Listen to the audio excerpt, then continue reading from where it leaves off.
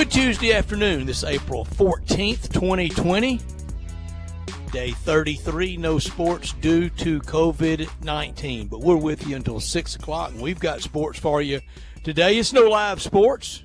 It's no games being played. And speaking of that, California Governor Gavin Newsom just said sports and other large events unlikely this summer.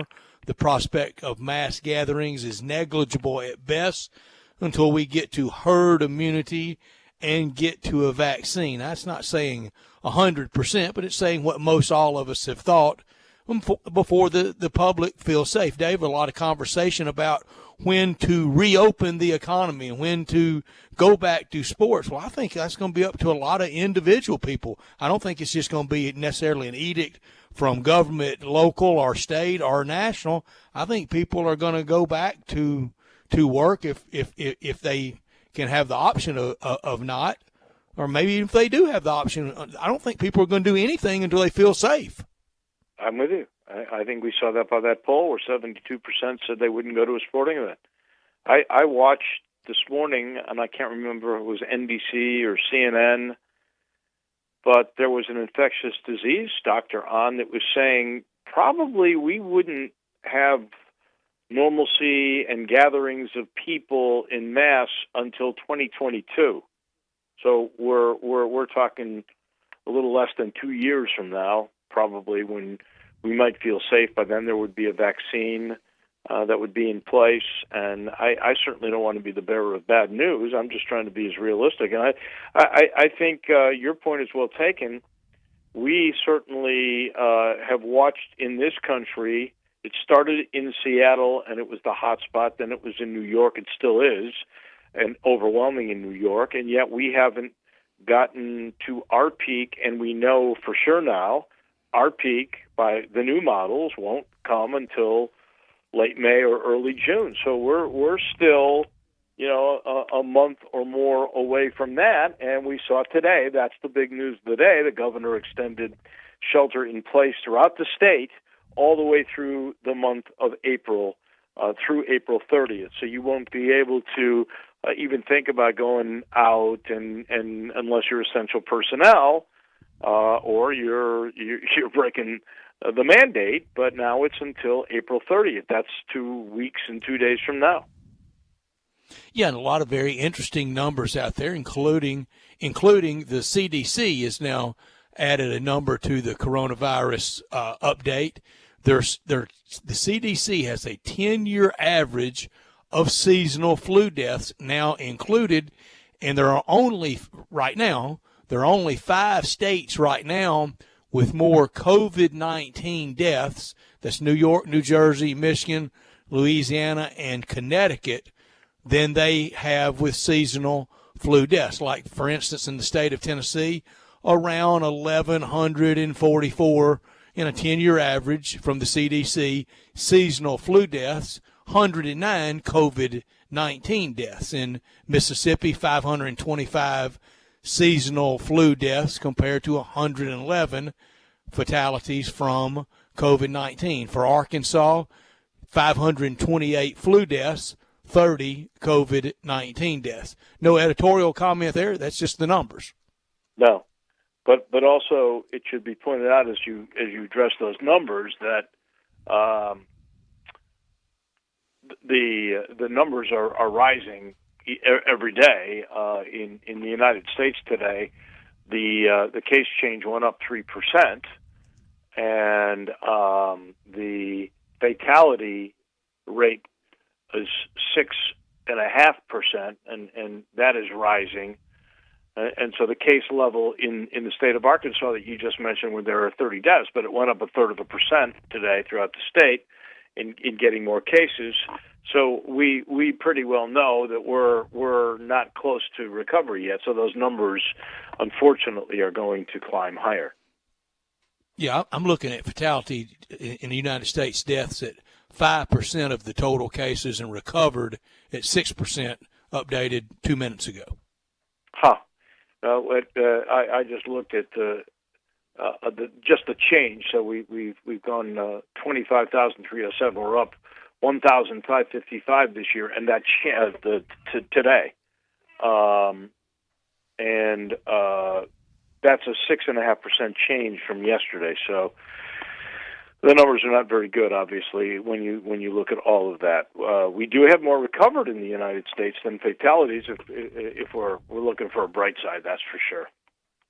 Yeah, just barely 6% to 5%, but yeah, a bright side for sure. We do have sports in these mountain of numbers. Also, Joe Lenardi's got his bracket out for next year. You interested? I am. I went to look that up today, and for whatever reason, I kept getting to the one that was already out there, the last one that he gave. I could never find the one that he had put out there, and he did remind everybody as he was putting it out there. He mentioned as many as 30% of the teams that he has in there wouldn't make it, and 30% obviously that didn't make it would be in there. So I thought that was good. It was a nice disclaimer because he was basically saying, look, this is what I'm guessing. Don't hold me accountable. Yeah. Yeah, it's a big guess at next year, and right now the Tigers are not in, but this week could really change things for the Tigers' prospects for an NCAA tournament next year. And remember, next spring, a Final Four ticket will be punched coming through Memphis. We sure hope we have NCAA tournament here next March. You're not kidding. I certainly hope that is the case, and Memphis's fortunes could change as early as Thursday when Jalen Green makes his announcement. We are efforting to get a recruiting analyst on, and I think we're close for tomorrow at 5 o'clock, somebody that would have insight as to what Jalen Green is going to do. But, it's very interesting. I mentioned yesterday that over the weekend, Precious Achua had tweeted out something to the effect that this week was going to be a good week for the University of Memphis.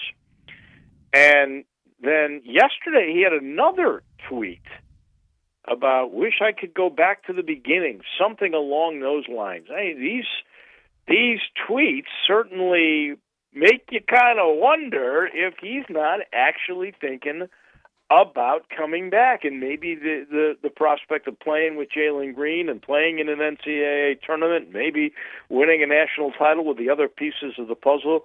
Maybe Greg Brown, maybe Musa Cisse, maybe this kid Rand is enough piece, maybe the big man in the middle, Stokes, who will be eligible next year, along with Malcolm Dandridge. You got enough big pieces inside where Precious could show off his wares, maybe move up in the draft because he would show he is a wing, not a post. Maybe that is something he is leaning toward. But those particular tweets, two of them now, all kind of make you wonder, what is he saying? We may find that out with more clarity as the week wears on. I was texting with a friend of mine in the, I would say, upper reaches of a scouting department with an NFL team today, and he was very, very, very dour and skeptical of high school or college football for this fall and a later and into spring NFL season. He thinks it will be really tough for high school and college from the as we've talked about, the very notion of not having school at either level for a lot of different reasons. The pandemic, the outbreak, and the liability issue for fans and players alike. But he thinks the NFL will try some sort of 2020 season, no end in sight for when it might be. It could be as late as March or April and May. And we touched on yesterday the bankruptcy of the XFL a year later than a year after the AAF. A lot of reasons for, and the biggest being global pandemic 2020 for the XFL. But and you touched on it. I just don't think anybody ever takes another swing at spring professional football. The USFL worked for a little while because it tried to go after some of the stars, but kind of being not even it wasn't even AAA football. The AAF sure wasn't. It was the worst football I've ever seen here played outdoors in traditional football format ever here. The XFL, I didn't watch a single play, not a single highlight, not 1 second of it. But I wouldn't imagine that was true AAA level football, was it? I think it might have been a little bit better than the American. the AAF. Not demonstrably better, but certainly a little bit better. And those leagues might have gotten better with time. But as we mentioned yesterday, the AAF was doomed from the very beginning. I mean, right after the first week, they couldn't pay their payrolls. So we knew they lied about their funding right off the bat. And then I think the money was there if Vince McMahon really wanted to spend it. But Vince saw the handwriting on the wall that this just wasn't capturing the fancy of America, and he had to cancel this year because of the pandemic. And I guess he just looked around and just said, "Look, this is not what America wants, and may not want it for a while." I don't know, but I've learned to say never say never. But I think it'll be a long time before anybody will go out on a financial ledge and try another spring league. Let's face it didn't work a couple of efforts by the National Football League themselves in Europe, and just has not worked here now a couple of times. Yeah, a couple of times. Drew, you were plugged in. You had a team. Who was your team, Drew? Oh, I was a Hellraiser. I was a Dallas Renegades fan. Dallas Renegade fan. Would you crown anybody champion? Steve Spurrier jumped out there and claimed the AAF championship for the Orlando Apollos. Yeah, the Orlando Apollos. For the XFL, while I'll claim that I was a Dallas Drew. Renegades fan, I mean, I watched maybe a total of 4 or 5 games complete. So I'm not a big expert on the XFL, but I wouldn't have crowned a champion with still over half the season left to go. I was a Dallas fan because of Hal Mummy. Oh yeah, and the coaching staff they had there. I was a Dallas fan, and I can't even tell you what their record was at the end. So that's how much of a fan I think most of America was. And I watched just as much of the XFL Part 2 as I have the show everybody's watching during quarantine, Lion King. Tiger King. I haven't seen that yet either. But I'll get to it, I think. I didn't watch Lion King or Tiger King, so either one of the feline kings. I've watched neither one. At 3:30, we'll talk all things finances as related to the quarantine and the pandemic and the tax repercussions, and everybody waiting that are in line for a stimulus check. It's not much of a stimulus, but a check's on the way. Some reportedly to be deposited tomorrow. I saw a story today. Mark Heath joins us at 3:30 to talk the finances of this.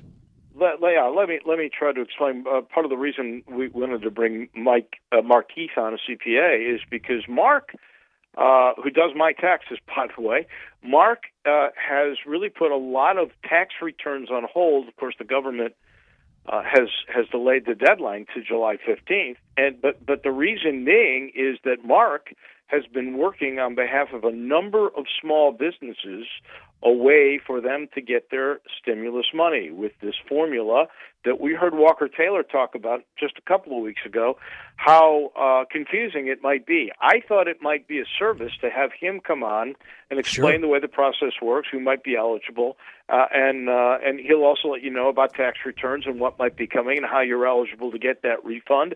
So that should be informative coming your way at 3:30.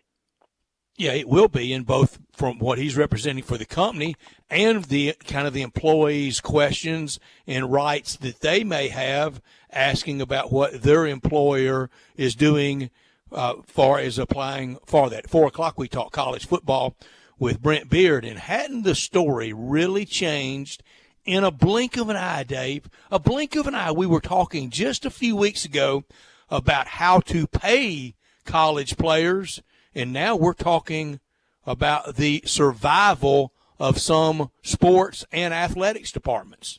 Well, we saw a story today, and it'll be in probably my not top story, but that is that the University of Cincinnati has decided, and this is the first of what will probably be many, unfortunately, but here's a behemoth, the University of Cincinnati, a medical school attached to their great institution.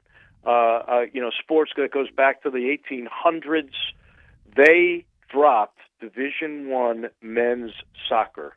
This is a team that's gone to a couple of NCAA regionals in this last decade. They're coming off a bad year. I think they were 5-11-1 or something of that nature, so it was not a good year. But the athletic director, in consult with the president, both decided that they couldn't afford it anymore, and that was the first sport they dropped. So here's an American Athletic Conference school that just dropped soccer. Wow. Yeah, and that's going to be the first of many. At 4:30, we will talk baseball with Bob Carpenter, the voice of the world champion Washington Nationals. At 5 o'clock, getting close to the NFL draft, and he will have his top 10 if the draft were held today to those teams, not including some trades that may come up. Bo Marchant joins us at 5 o'clock at 5:47 or so. We'll round out this day with Taco Bell Crunch Time, but the crunch that's going to hit college athletics budgets, it has started.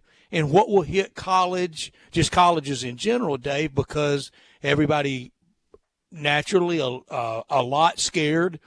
I would hate to be out there in the fundraising office right now calling up mid to big time donors, and I'm not talking just athletics, for anything college related, university related.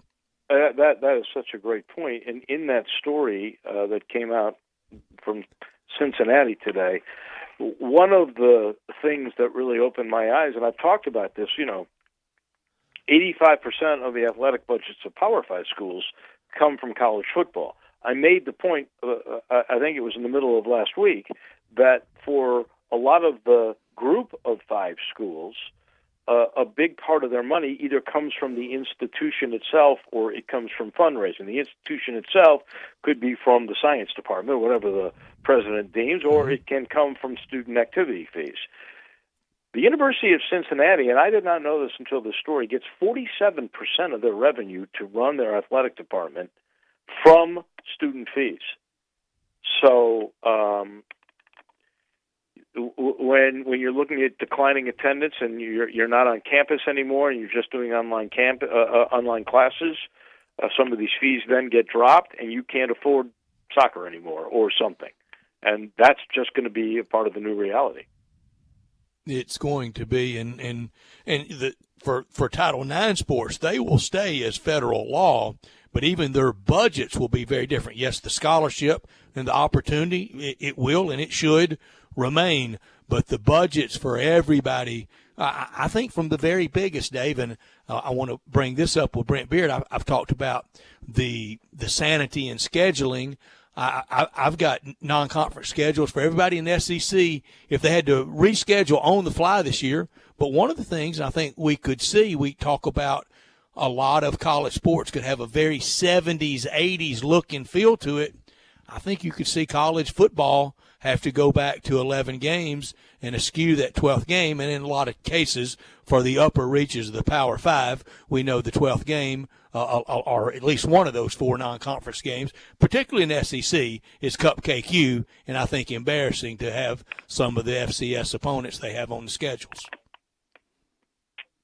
Yeah.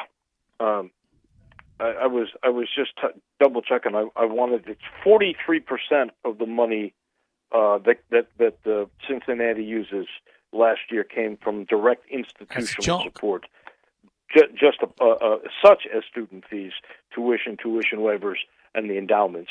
But 43%. I just wanted to double check that. I wasn't sure if I was correct. I've got it. That now. is a chunk of money. Dave, you are in the studios of WOLO. You're in the Wolo studios, aren't you?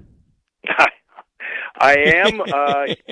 We switch off every other week. We are trying to be safe and smart about all of this. I am. And I haven't seen you now. Well, we're on 33 days of no sports. I saw you, I guess, on that Friday before that. So we're talking about a little bit in the beginning. 5 days. Yeah, a little bit in the beginning we did, but it's been a while. He's in the studios of WOLO. There's got to be a station out there that's WOLO. Well, I know there's a WOWO. There's a WOWO. I'm sure there is. Otherwise, I would have probably tried to have grabbed those call letters at some point. You should get those. This hour brought to you every day by Lexus of Memphis. They're at 2600 Ridgeway and online at lexusofmemphis.com. Call them at 901-362-8800. 8833. Lexus of Memphis offering the golden opportunity spring sales event. Great offers on 2020 models and special lease options. If you've ever thought I'd look great in a Lexus, well, you will. And Lexus of Memphis will make sure you're in one of their beautiful cars. Drive in luxury and confidence knowing that every new Lexus comes with complimentary first and second maintenance services. Stop by today at Lexus of Memphis at 2600 Ridgeway and put yourself in the driver's seat of an all-new 2020 flagship LS500, and you'll be looking great. Lexus of Memphis, the highest standards in business, in the car business or other. When you purchase a Lexus, you get top-of-the-line engineering and design, and that makes for the luxury driving experience. 901-362-8833, online at lexusofmemphis.com. Experience amazing at Lexus of Memphis. Top story of the day. Well, the numbers are in. I mentioned the governor has now extended the stay at home, shelter at home, the philosophy of only essential people going out and only going out for needs like food and medicine. So now that is extended all the way to April 30th. In Shelby County, we have 80 new cases, 1,351 all told, 2 new deaths, and that number now is at 30. We've had 14,429 tests taken, 9.36% positive, and I have no idea for the reasoning behind this. I'm just giving you numbers. You guys can do the interpretation, but the rest of the state is at 7.36%. So the Shelby County area tests 2% higher amongst all tests taken in that particular area. I do not know why. We are approaching worldwide 2 million cases on the coronavirus dashboard, 1,987,520. So, Brett, there's a good chance by the time we get off the air tonight, we'll have 2 million cases around the world. We've had 125,000 plus who have passed. 465,796 have recovered. In the U.S. now we have 605,000 and change cases and a little over 25,000 deaths. In Tennessee, we're up to 5,823, so we've had several today. 109 have passed away. In Mississippi, it's 3,087. You mentioned 111 fatalities, and in Arkansas, 1,480, and we have had 30 who have become deceased. I mentioned yesterday, Brett, a little bit about the mental health toll. I am telling you, psychiatrists and psychologists are so darn busy, but we have Frank Nassour who will join us basically a week from tonight at the 3:30 time slot to talk a little bit about the mental health toll this has taken. I mentioned also UC had to drop soccer, which was stunning to me, and the last top story of the day, it's another one of those cancellations. The Tour de France, the top bicycling competition in the world, canceled. They have not set a new date as of yet. I won't say, I'm not going to pretend that I watch every lap of that bike ride around France, but I do like the blimp shot and the drone shot of the beautiful countryside. And usually they capture some, I know that they hate to have them, but usually 1 or 2 terrific wrecks every year. I mean, and it's just the domino effect of all time when they have them, but it's been canceled, not postponed. My top story, if Precious Achiuwa decides to stay with the Tigers, that's bigger than anybody they can sign. If they sign Jalen Green, look out. You got something real big for next year. I think Greg Brown, most people are kind of moving away from any hopes of signing him, but Achiuwa would be bigger staying than signing almost anyone. We know what he can do. We saw what he can do. We don't know for sure whether Jalen Green would be Derrick Rose in his freshman year or Boogie Ellis in his freshman year.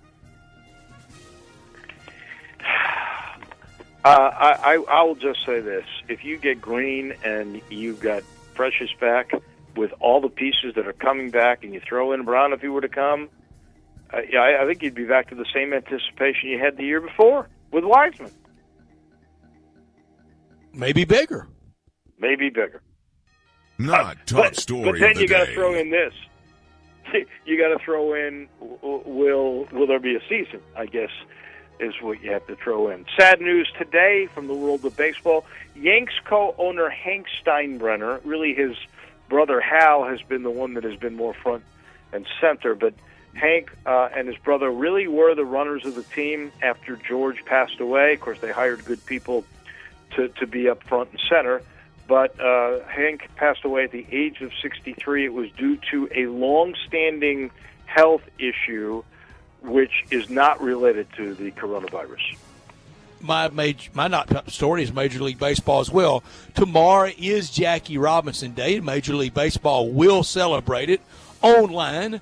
I hope they don't let the annual commemoration, and they won't, but I sure hope they don't ever even let it diminish even or fade away for Jackie Robinson like they let happen to the civil rights game that started here at AutoZone Park in baseball. Just let it drift away. They just didn't care enough about Memphis. They didn't care enough about that game, and it was sad to watch them do that. I hope that they'll never let that happen to the memory and the legacy for Jackie Robinson. I don't think they will, and it is interesting to me. Dave Chase was a big part of the way that thing unfolded to begin with, and he had come onto a great idea, and I think baseball got greedy, and they wanted to make sure that it was their idea, and they had it at the major league level, and then Jackie Robinson became a little bit bigger, and this thing sort of slipped away. That might be something in a year or two where Craig Unger and Peter Freund get together and try to really get that thing going again. And I it's just really sad that I'm afraid that some in Major League Baseball, some of the younger staffers, you probably have to explain to them exactly who Jackie Robinson was.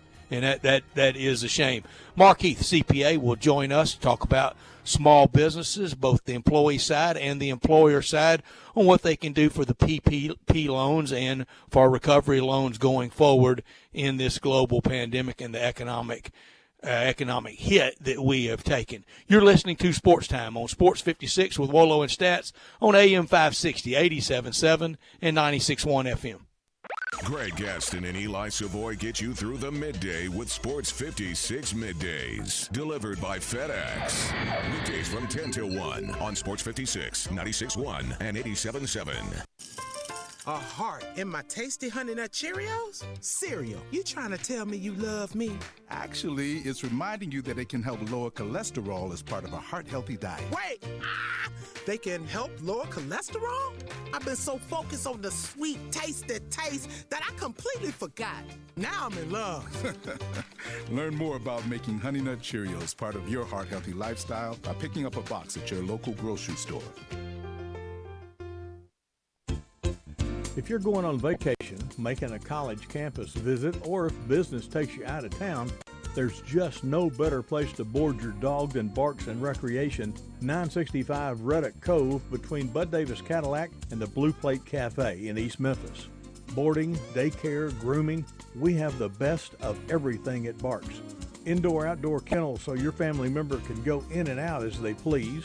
Indoor and outdoor play areas. 4 walks a day. Group play and individual attention from the best staff in the Mid-South, which includes an overnight staff to ensure the safety and comfort of your pet 24 hours a day. All reasons to choose Barks and Recreation above all other boarding and daycare facilities. BarksDaycare.com or 509-0909.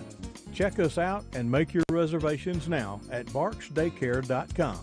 If your dog could speak, he'd say Barks.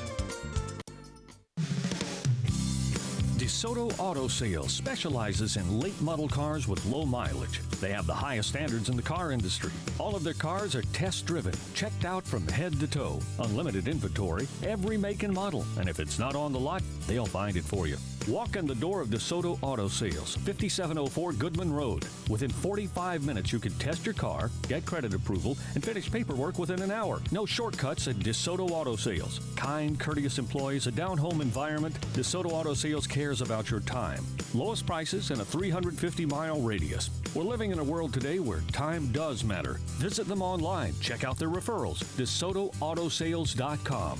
Very proud to serve DeSoto County and other surrounding areas. DeSoto Auto Sales, 5704 Goodman Road. Call 662-890-7184. 662-890-7184. Come on down to DeSoto Auto Sales.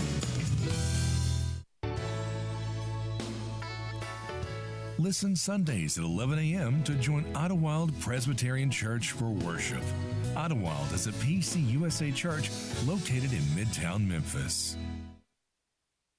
Now, back to Sports Time on Sports 56 with Wolo and Stacks. This hour of Sports Time is brought to you by Lexus of Memphis. Here once again are Dave Woloshin and Brett Norsworthy. Today is April 14th. We know what that normally would mean, that you would be really under the gun for the April 15th tax filing deadline tomorrow. That has been extended during these very, very, very different times. And, Dave, we're really proud to have a CPA, your CPA, on to visit with our listeners and for everyone to kind of gauge where they stand both as an employer and employee going forward. You're right. Mark Heath would be going crazy right now. He would be fighting deadlines, that is for sure, but that is not the case, at least for taxes. Mark, thank you for giving us some of your busy time. When I called you, and I got to be honest, I was sort of checking on my taxes too to see where we all stood. You said, man, I haven't been doing taxes.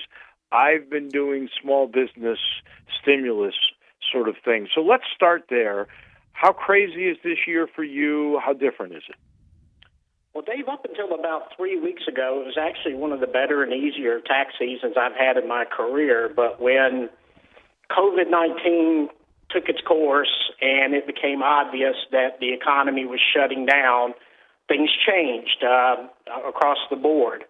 And I basically now, here in the final 2 or so weeks of tax season, I've only done a couple of returns. I've been basically allocating all of my time and resources to helping my corporate clients and other clients that qualify for the Paycheck Protection Program to get these applications in and try to save some businesses. So, and Mark,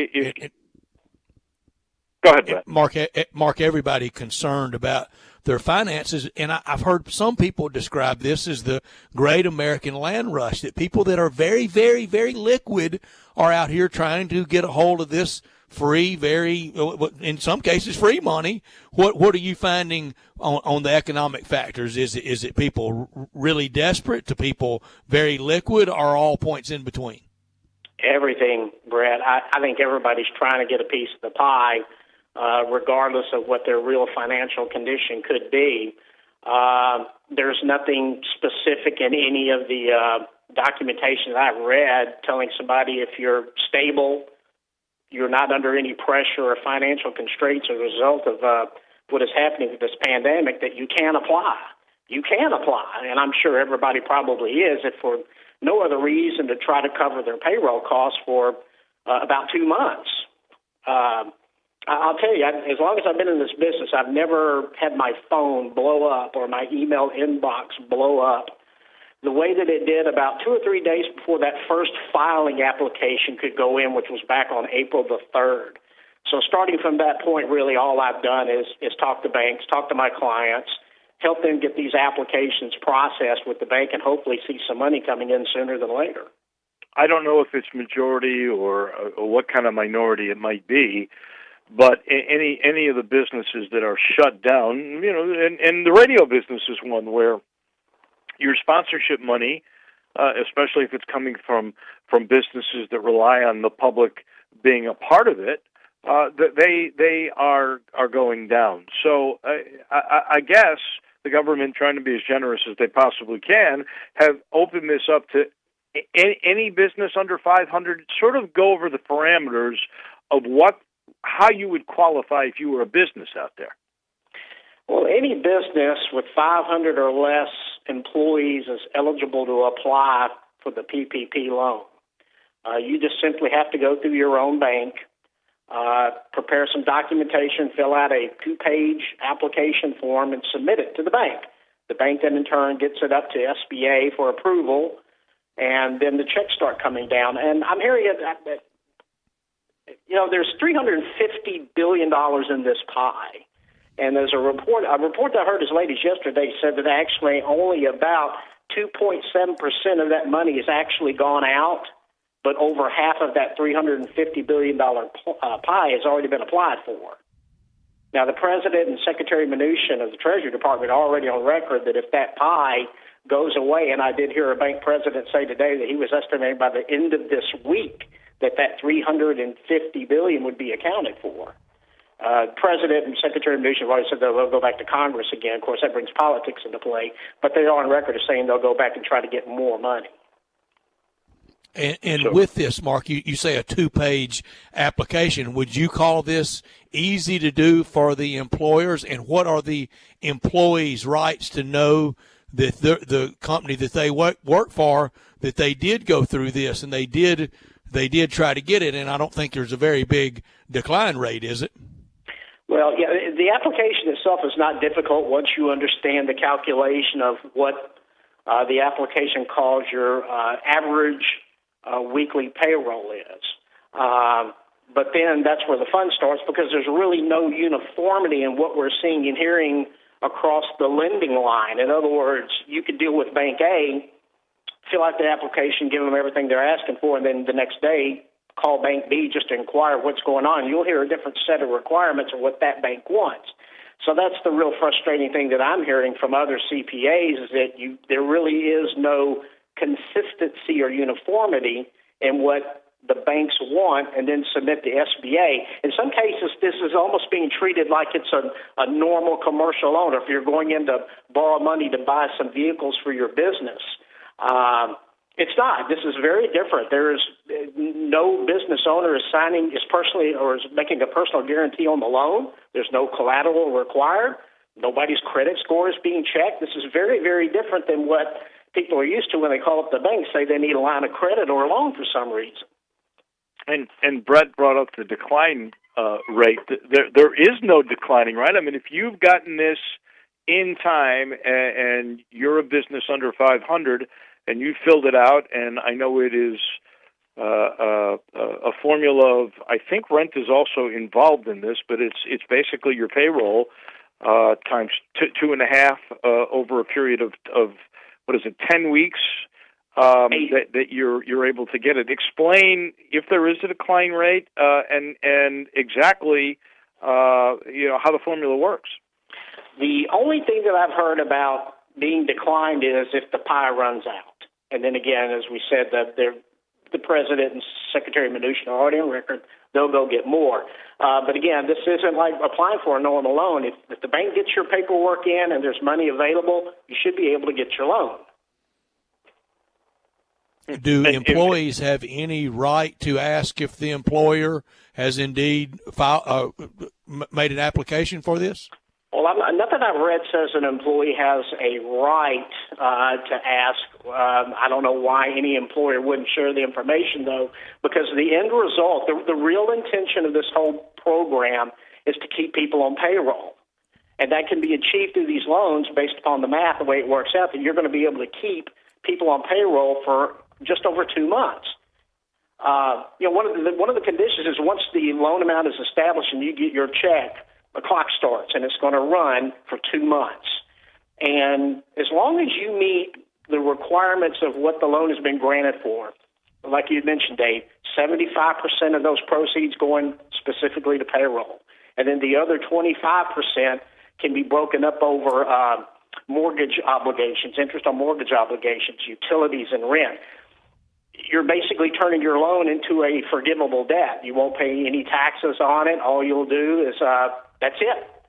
You spend the money. So the government is actually going to pay your employees basically for about 2 months of the salary that the employers would have been responsible for, and you don't even have to pay any kind of taxes on it.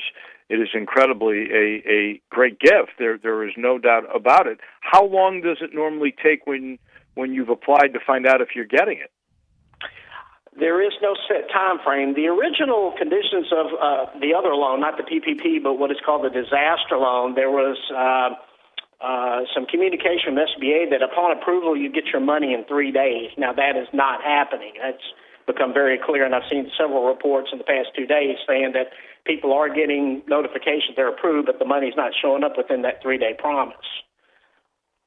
Is there a clause in order to be forgiven for that money coming in that loan that the employees on the payroll that you are getting the money for have to be retained for a period of time after? Not after, no. So at the end of 60 days, business owners are going to have to make a very hard decision if they're going to try to continue to carry on payroll without any real means of revenue production. I don't think there's any way we can assume we're going to be back to anything resembling normalcy in 60 days. And even if by some miracle that happened, business aren't going to be able to just flip the light switch and everything's back to where it was in the middle of January. That's not going to happen.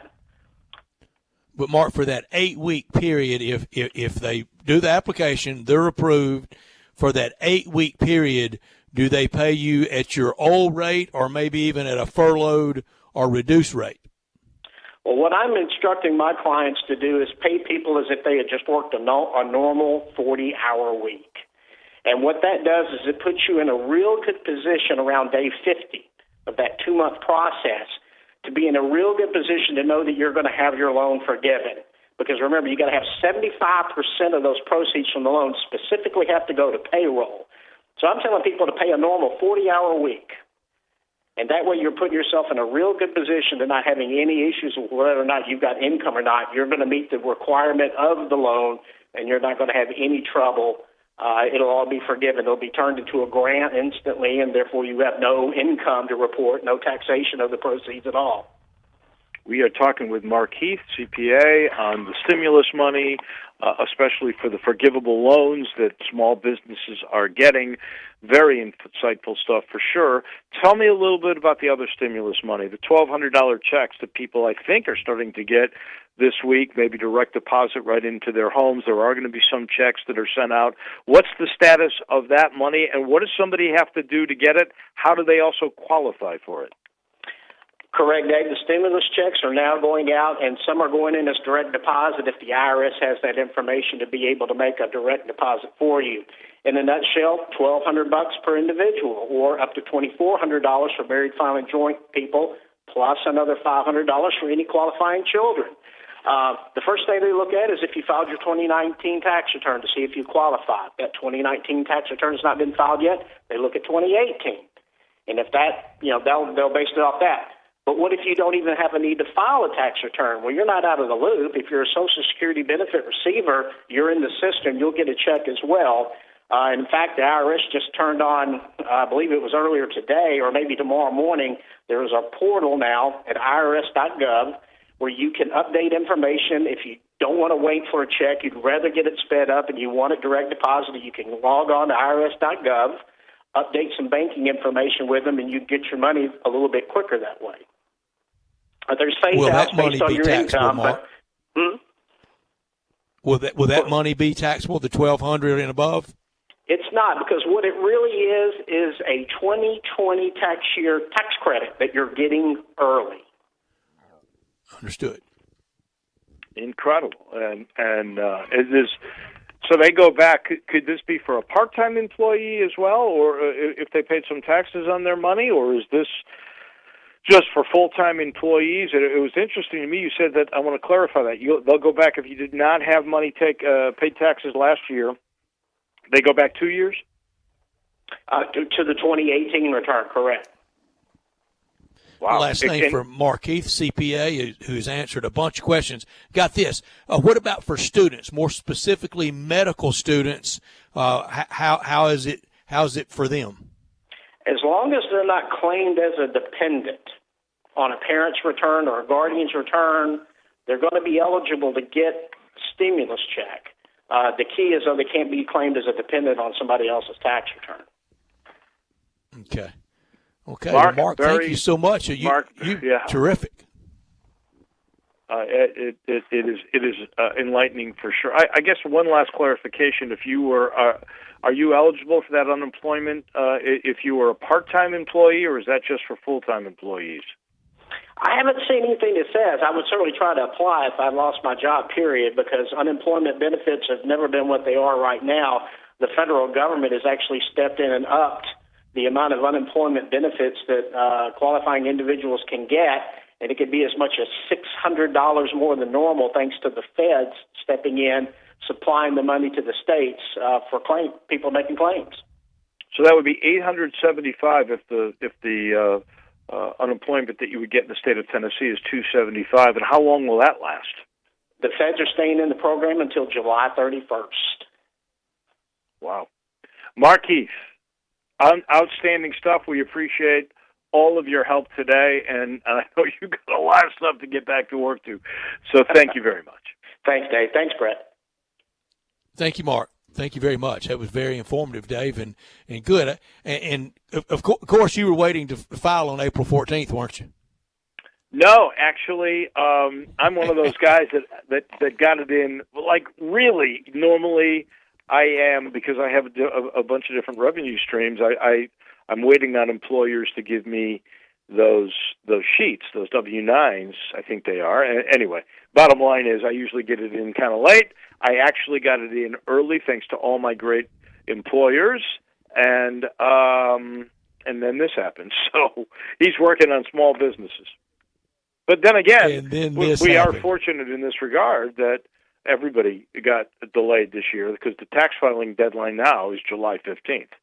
I'm stunned that unemployment program where they're adding $600, basically almost double what you are getting, more than double what you are getting just from the amount from unemployment. So in other words, $875 a week all the way to July, if you stay unemployed, is, you must admit the government with the stimulus money is trying its best to keep people from having financial worries. Because either they're going to pay your employers to pay you, or they're going to pay you $875 a week through July, and that is incredible if you're sitting at home fretting about financial pressure. And I would imagine the next round of legislation may even kick that filing date past July. And I hope in the next round of legislation that somewhere in there a payroll tax halt for a year or two would be in there. And then I wish we feds and states, state legislatures and Congress would look at the amount. I know right now the pump price is cheap, but a lot of that pump price is still taxes that will stay there whether the gas is $1.40 or whether it's $3.95. I wish we could get some relief there, fed and state, on the pump price. That would be like a tax cut for a lot of people. We round out hour number one when we come back. You're listening to Sports Time on Sports 56 with Wolo and Stats on AM 560, 87.7. And take that, Dave Ramsey. We got financial news, too, in 96.1. Broadcasting from the Family Leisure Studio, we are Sports 56, 96.1, and 87.7. I'm not a big talker. I am a big doer. But sometimes the only way to solve the problem is to get on the horn and figure it out. So the only people I like talking to? Grainger. With knowledgeable product experts, ready with the answers to my toughest questions, calling Grainger is the one conversation I don't mind having. From machining and motor parts to valves and vacuum pumps. When it comes to solving my problems, Grainger's got my back. Call, click Grainger.com, or stop by to see for yourself. Grainger, for the ones who get it done. This is Eli Savoy from Sports 56 Middays. During this coronavirus pandemic, all of us at Sports 56 urge you to please stay home, practice social distancing, and wash your hands often. While you're home, stay connected with Sports 56. Turn on Sports 56 on your radio, computer, phone, or smart speaker and stay up to date and connected through us. This is a tough time for all of us, but we'll get through it with everyone doing their part. Stay safe, stay healthy, and stay connected with Sports 56 and Sports56WHBQ.com. At Jason's Deli, you can stuff yourself full of great deli food that's healthy, fresh, and best of all, it's not expensive. Jason's Deli is all about choice. Whether you're looking for a gluten-free menu, vegetarian sandwiches, healthy kids' meals, or if you'd like to invent your sandwich via the build-your-own selections, Jason's Deli has you covered. And they only use fresh, wholesome ingredients. Choose from the club and specialty sandwiches, paninis, wraps, soups, salads, pastas, and much more. I love the cleanliness in the restaurant, the hospitality, and of course the cost. They have a huge salad bar and great soups, including Southwest chicken chili, fire roasted tortilla, organic vegetable, tomato basil, and many, many more. And if you're planning an event, their catering department is fantastic and can handle any size party. Go check out Jason's Deli's 4 locations. On Ridgeway in the Park Place Center, that's my favorite, on Germantown Parkway in Cordova, at Poplar and Highland, and on Goodman Road in Olive Branch. Now, back to Sports Time on Sports 56 with Wolo and Stack. This hour of Sports Time is brought to you by Lexus of Memphis. Here once again are Dave Woloshin and Brett Norsworthy. All right, Dave, so I went through all the SEC schedules for this year, and I call it my sanity in scheduling. And if you could just do it on the fly with a wave of a wand, give me an SEC team, and I'll tell you what I think their schedule should more look like, especially in these times. Give me one. Well, I'm going to start with South Carolina, and I'll tell you why. Because we find out that in Columbia, South Carolina, there is a WOLO TV station, Wolo TV. Wow. Reporting live from WLO. Okay, here's what their non-conference schedule should look like. To 11 games, down from 12, with these times and places that where you or the other team mostly, not always, but mostly, could get on a bus the day of the game and drive over there, play football, and drive home. South Carolina schedule, East Carolina, Troy, and Clemson. Give me another one. All right, let's go with your team. Let's go with the Rebels. Memphis, Middle Tennessee State, Georgia Southern. Oh, not Southern Miss? In the future, kind of in that Memphis spot, a Tulane Southern Miss rotator over the years. Mississippi State. Mississippi State schedule would mostly look like what they're going to play this year. North Carolina State, Southern Miss, and Tulane. I like that. That would be really good. Georgia, Virginia, Louisiana Lafayette, Georgia Tech. University of Tennessee. UT schedule, Charlotte, Oklahoma. That's a little far, and Troy. Wow, Troy's getting. They're really getting upgraded here. Troy's playing most of those people. I'm sorry? Sub WKU, Western Kentucky for Troy for the UT? You certainly could. You sure could. Obviously, you could get Memphis in the mix on some occasions. You sure could with Tennessee, with Mississippi State. I've got Memphis. You didn't ask. Missouri, Memphis, Iowa State, Louisiana Tech. How about Arkansas? Arkansas State, Tulsa, Lou Monroe. All right. Alabama. Clemson, Georgia State, and UAB. I'd love to see that. How about Auburn? UAB, North Carolina, Southern Miss. Boy, and you know Southern Miss and the UABs of the world would love for all of these things to happen. And Dave, why wouldn't we? Why wouldn't we in these times? Because let me tell you what else is getting ready to end. The big, splashy 2-night minimum in these college towns for these hotels. Those days are over. Over. Well, I hope we have any crowds, let alone people staying for 2 I do nights too. In a hotel. But also know when you can get in a car, and all right, Texas A&M, North Texas State, Texas, UTEP. Oh, that'd be great. Are these predicated on 9-game conference schedules? No, it wasn't, Dave. But if we go to that, and then you have 2 non-conference games, it only makes it easier. And then I think you should only get closer to. I mean, if you're going down to an 11 game regular season football season. But if we went to 9 conference games, no, I'm talking about going forward, because this is going forward. This economic despair is going forward. But why would you take away a football game? That means you're taking away 1/12 of 85% of your revenue. We're going to have to learn to live on less. less is going to be more.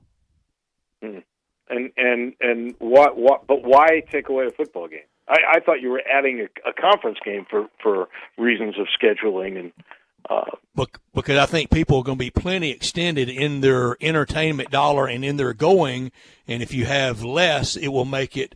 I think it'll make it more appealing for them. And if you went to 9 conference games like for the SEC and 11 total, then it makes these non-conference scheduling. You for Ole Miss, whack Georgia Southern. For Tulane.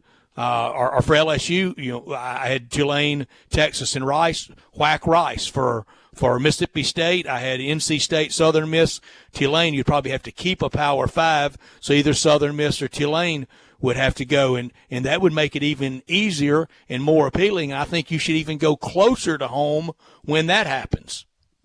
Interesting. I would be skeptical, not that they shouldn't or couldn't, but I would be skeptical that they would take away a game from the 12 that they play in the regular season already. I hear you, David. When we talk about things that are going to look more 70s and 80s, 11-game schedule screamed 70s and 80s. Yeah.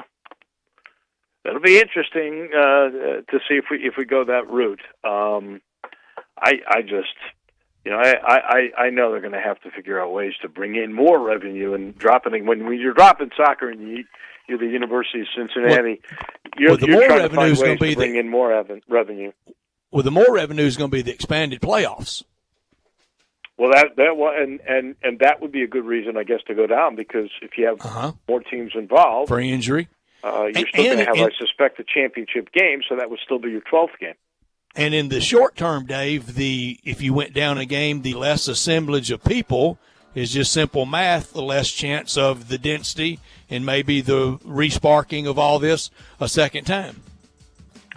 This portion of the show brought to you by Conway. Conway Services, heating, cooling, plumbing, electric, and, of course, the 16-point Energy Saver Super Tune-Up. They come to your house for $69, and if you call right away this week, you can get in for as low as $57. First, they'll put on their little slippers, they'll walk into your utility room, and they will take out the filter, they'll replace it, and then tune up everything inside to make sure your system not only cools, but it does it in an efficient manner. Then they'll take off the slippers as they head outside, and they go to where your outside unit, could be 2 units, and they'll clean that up, like taking your outside units to the car wash. That's really what they do. They take all the leaves, they take off the little screen, they clean up all the leaves, they take everything, they check for water leakage, they do everything you possibly could, and then they put on this little Teflon coating to make sure that your blades are protected from the hot summer heat. And they do all that for $69, $57 if you get in early. 384-3511. Make sure you're cool this summer in an efficient manner. Get a hold of Conway Services, heating, cooling, plumbing, electric, and get the tune-up. We take a time out. When we come back to Jacksonville we go. Our friend Brent Beard is standing by. We'll talk about these college football plans with him in just a minute. He's next on Sports Time on Sports 56 with Wolo and Stats.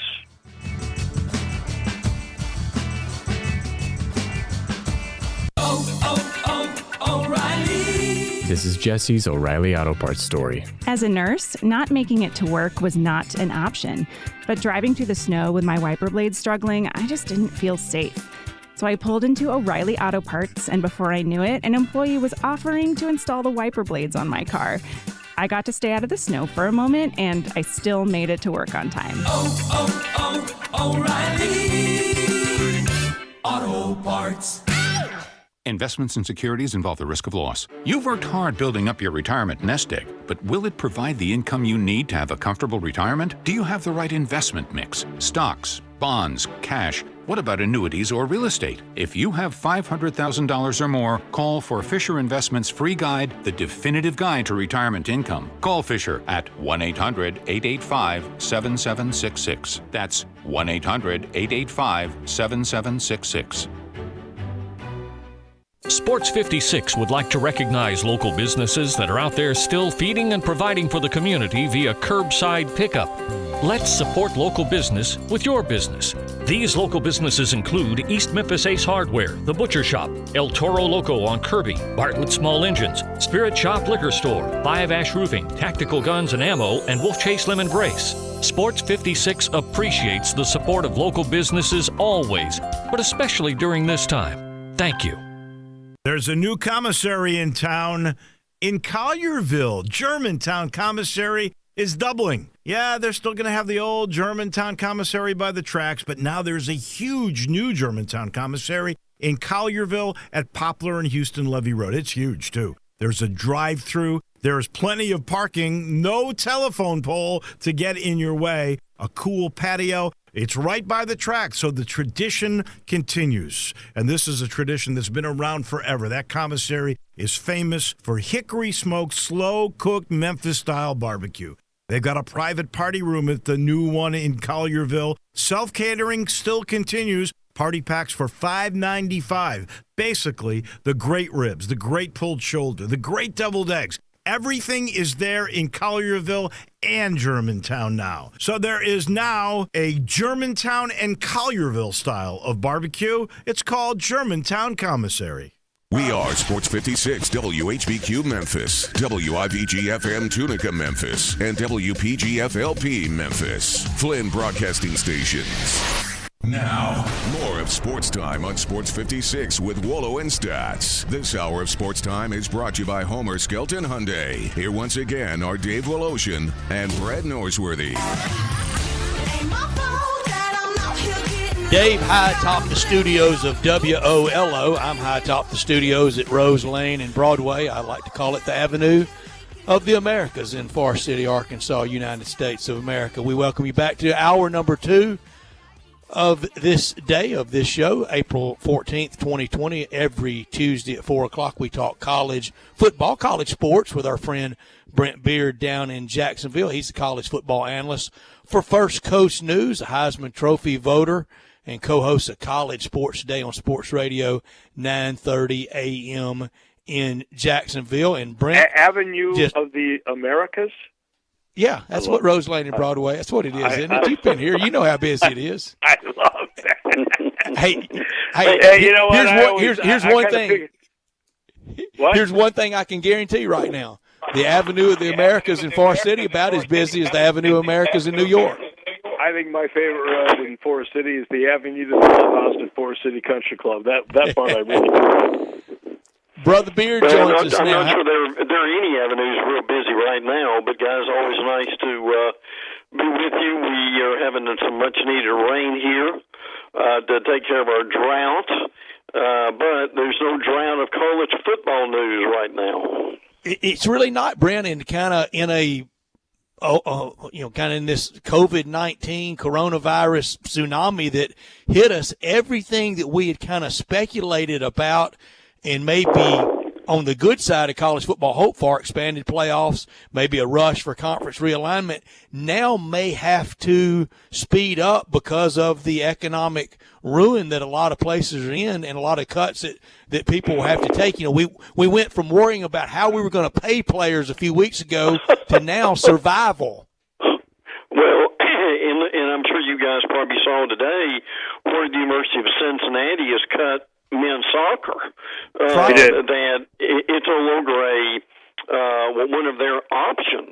And by the way, I give Brent credit for this because he said last week on the show, I hope you've got this archived, that what's going on may indeed speed up the playoff expansion from going from 4 teams above. So in a nutshell, what we're talking about here, Brett McMurphy did a very interesting study in the stadium talking to athletic directors.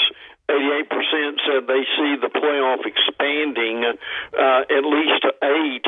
A surprising amount, double digits, thought it might go to 16, which I thought was interesting.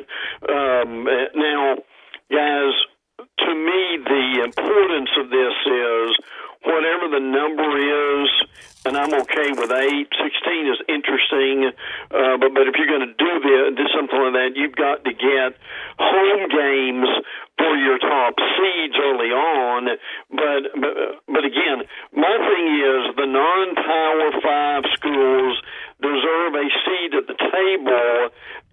it's 8 or 16, that's what I'm hoping that we can accomplish with this.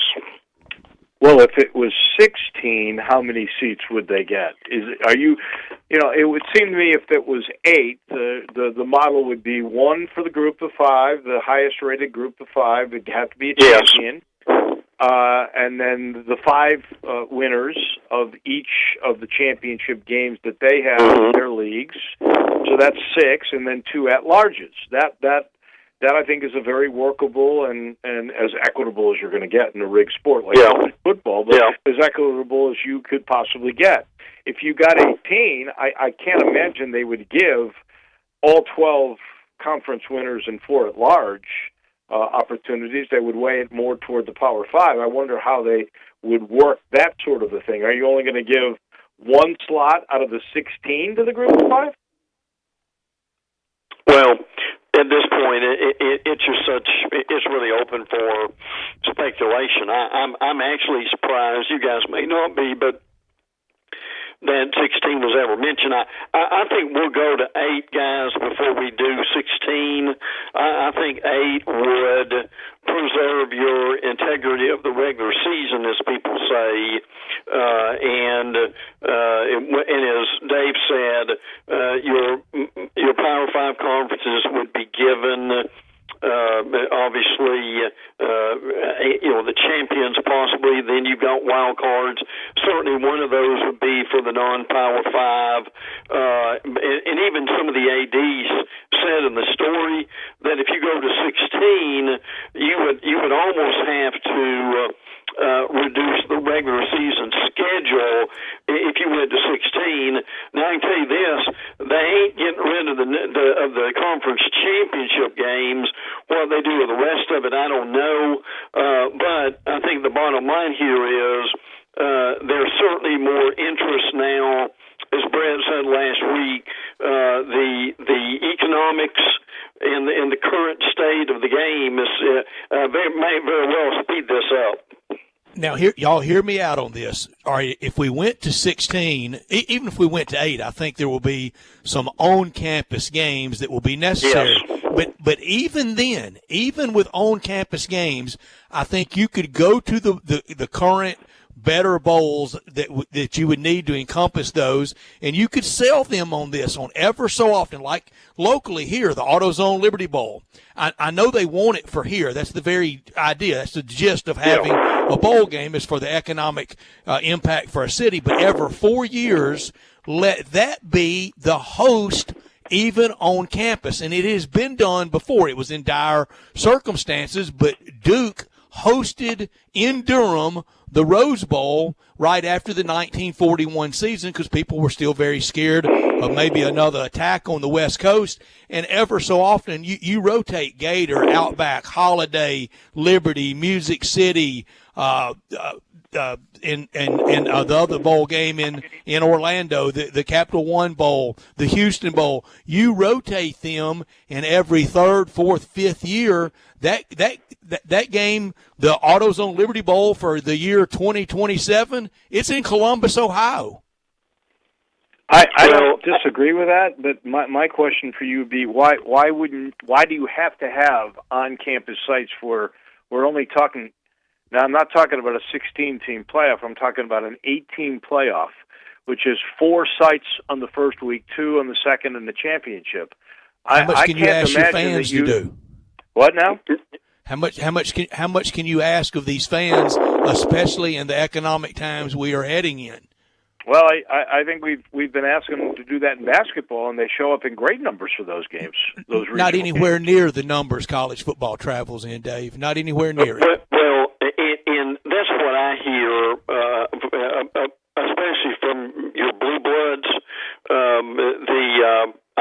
Our friend Ryan Fowler in Tuscaloosa was telling me, and we've had this debate for a while. He said, "Look, our situation here is if you go to your conference championship game and then you go to 2 semifinal. If you go to semifinal national championship game, you've got 3 games that you're going to there. If you add another layer to it, and you travel somewhere else, so I I think, Dave, that's really what this would be about, would be trying to give your fans a break. Now, what Brett said is interesting, and I can tell you, look, guys, I can tell you this right now, if the city of Jacksonville got a first-round playoff game, I can tell you there'd be a lot of people doing cartwheels down Main Street if they were able to get one of those. Well, they would, Brent, but it might be a year that the Gator Bowl was played in Athens, Georgia, for Georgia hosting somebody. And you have to sell your corporate and your stuff around that. I know it's an odd idea, and it probably didn't make a lot of sense 6 weeks ago, but we are in a different world. In the 8R16 team expansion, Brent, all three of us have, I think, a lot of respect and a lot of friendship and kindness to Bill Hancock. I hate it sometimes when I see Bill kind of the piñata for the playoff system. Look, Bill, he's a great one, but Bill is an employee. He's an employee of the college football playoff system. He is going to defend and support it if it's 2 teams, 4 teams, 6 teams, 8 teams, or 32 teams. I don't know why people want to – whatever they tell him, just like when he ran the Final Four – he ran the Final Four no matter what 4 teams were in it, Dave. That's exactly right. And I hate that Bill kind of gets held up as, how come you're not getting it done? It's not up to him to get it done, Brent. Well, listen, I had the opportunity to be with Bill in the mock selection a couple of years ago. And look, Bill is hired because of his business acumen, of his demeanor, and that he's a good business person. And look, Bill and Brett, you understand this, and Dave too. Bill's going to do a really good job, regardless of how many teams they're going to be. Bill did a good job when it was the BCS. Bill did a good job with the playoff at 4, and Bill will do a good job when it's 8. Look, that's exactly right.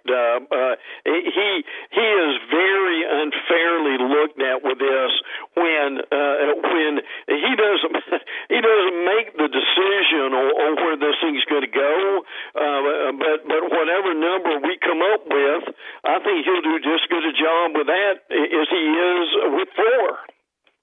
Well, that all is speculation as to what will happen down the road, and I tend to agree. I think we are going to see an acceleration there. But we had a texter about something that could actually happen this next year, and this texter on the First Bank text line 67129 is saying, a few minutes ago I saw where the NCAA is looking at a February to May football season, and we've talked about that, so there really wouldn't be like a 20 season. It would become the 21. We might have 21 college football seasons. I think that probably is where we're headed. By then, I'm hoping by second semester, we would have students on campuses.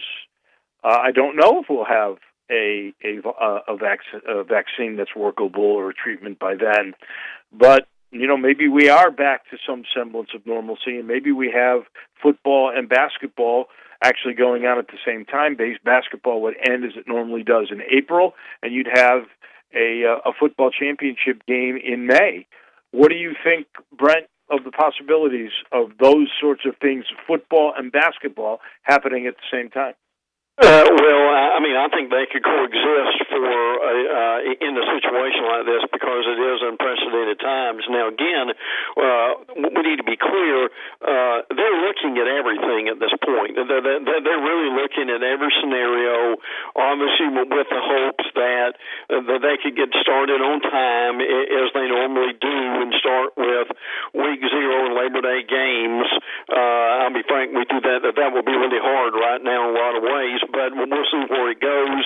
The scenario number 2 would be starting in either October or November, and then maybe even at that point going to a possibility of a reduced schedule, maybe just conference games instead of non-conference games. And scenario 3 would be, as you mentioned, the possibility of a spring, meaning that there there would be longer time for the virus to hopefully fade off the scene, and then to get people ready. Now, interestingly enough, Tommy Moffitt, the strength coach at LSU, was interviewed yesterday, and he said, we need a month to get them ready. So that's one thing to consider with this whenever it gets ready. But guys, as you know, right now, obviously nothing's set in stone, and I think this is good because this virus is blowing the top off pretty much of the formalities. We're looking at every possibility right now. Yeah, everything's up for grabs for sure. Brent Beard, our guest, he's with us every Tuesday at this time talking college sports.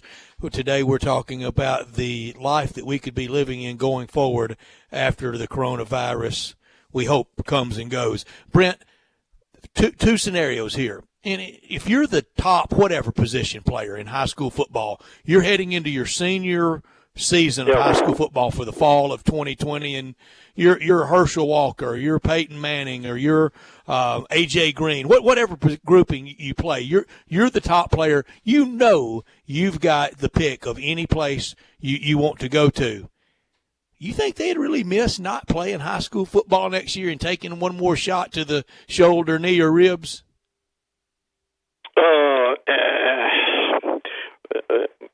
Probably not. I mean, if you're in that upper echelon, Brett, like you're talking about, I mean, if they're working out and they're doing what they need to be doing to stay in shape, I mean, someone's going to sign them anyway, aren't they?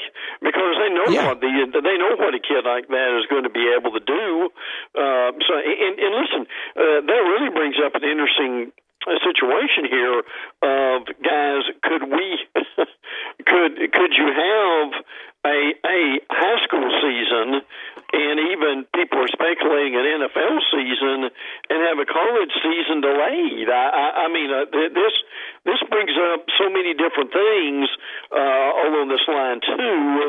Look, even the eligibility relief that's supposed to be going into effect, or they're going to at least get going on that in the next few months. It really is mind-boggling right now of all the scenarios we may be looking at. Oh, there's so much up for grabs. Who could possibly be able to tell? I think, and I know Brett and I are on the same page on this, we're not going to see any kind of competitions at high school or college until kids are back in school. You can't say to a parent, well, you know, the schools aren't safe enough for your children to come back. But football players, oh yeah, come on, you can come. That is not going to happen, and there's not going to be football high school competitions until people can go back to school. And you know, I don't think we're going to see kids going back to school this year. Maybe for summer school at the end, or maybe by fall, I hope. But I think we know with colleges already, summer school is going to be online. Yeah, well, and that has been in a lot of the articles that you'll read from college football writers are basically saying the same thing, and they've heard the same thing, that it will be when college is able to get going again will be when students are in the classroom and they're on campus. If you, I think all three of us are in agreement with that. That may be the number one indicator, guys, of knowing when we're going to be able to start again. And again, it's not that the schools would not do their due diligence in making sure that everything was sanitized, homogenized, and pasteurized and baptized for people to be there. You know, the question is, as you guys are saying, and I agree with this, how safe is it, and how soon is it going to be that we can meet again in safety, such as that? So that's going to be the number one probably determination of when we go back, regardless of what level it's going to be. And Brent, I think safety will be the first one of those two. Safety will be more important than speed and quickness of time. No doubt. If we had to wait, if we had to miss another basketball tournament next year. If we got up to this point next year, I just know how the college administrators, they have to be running. Now, look, they very badly want to get school back because of the lost revenue there for them, but safety will be the number one component in all this. Brent, with that, you and yours stay safe, and we will visit again next week, okay?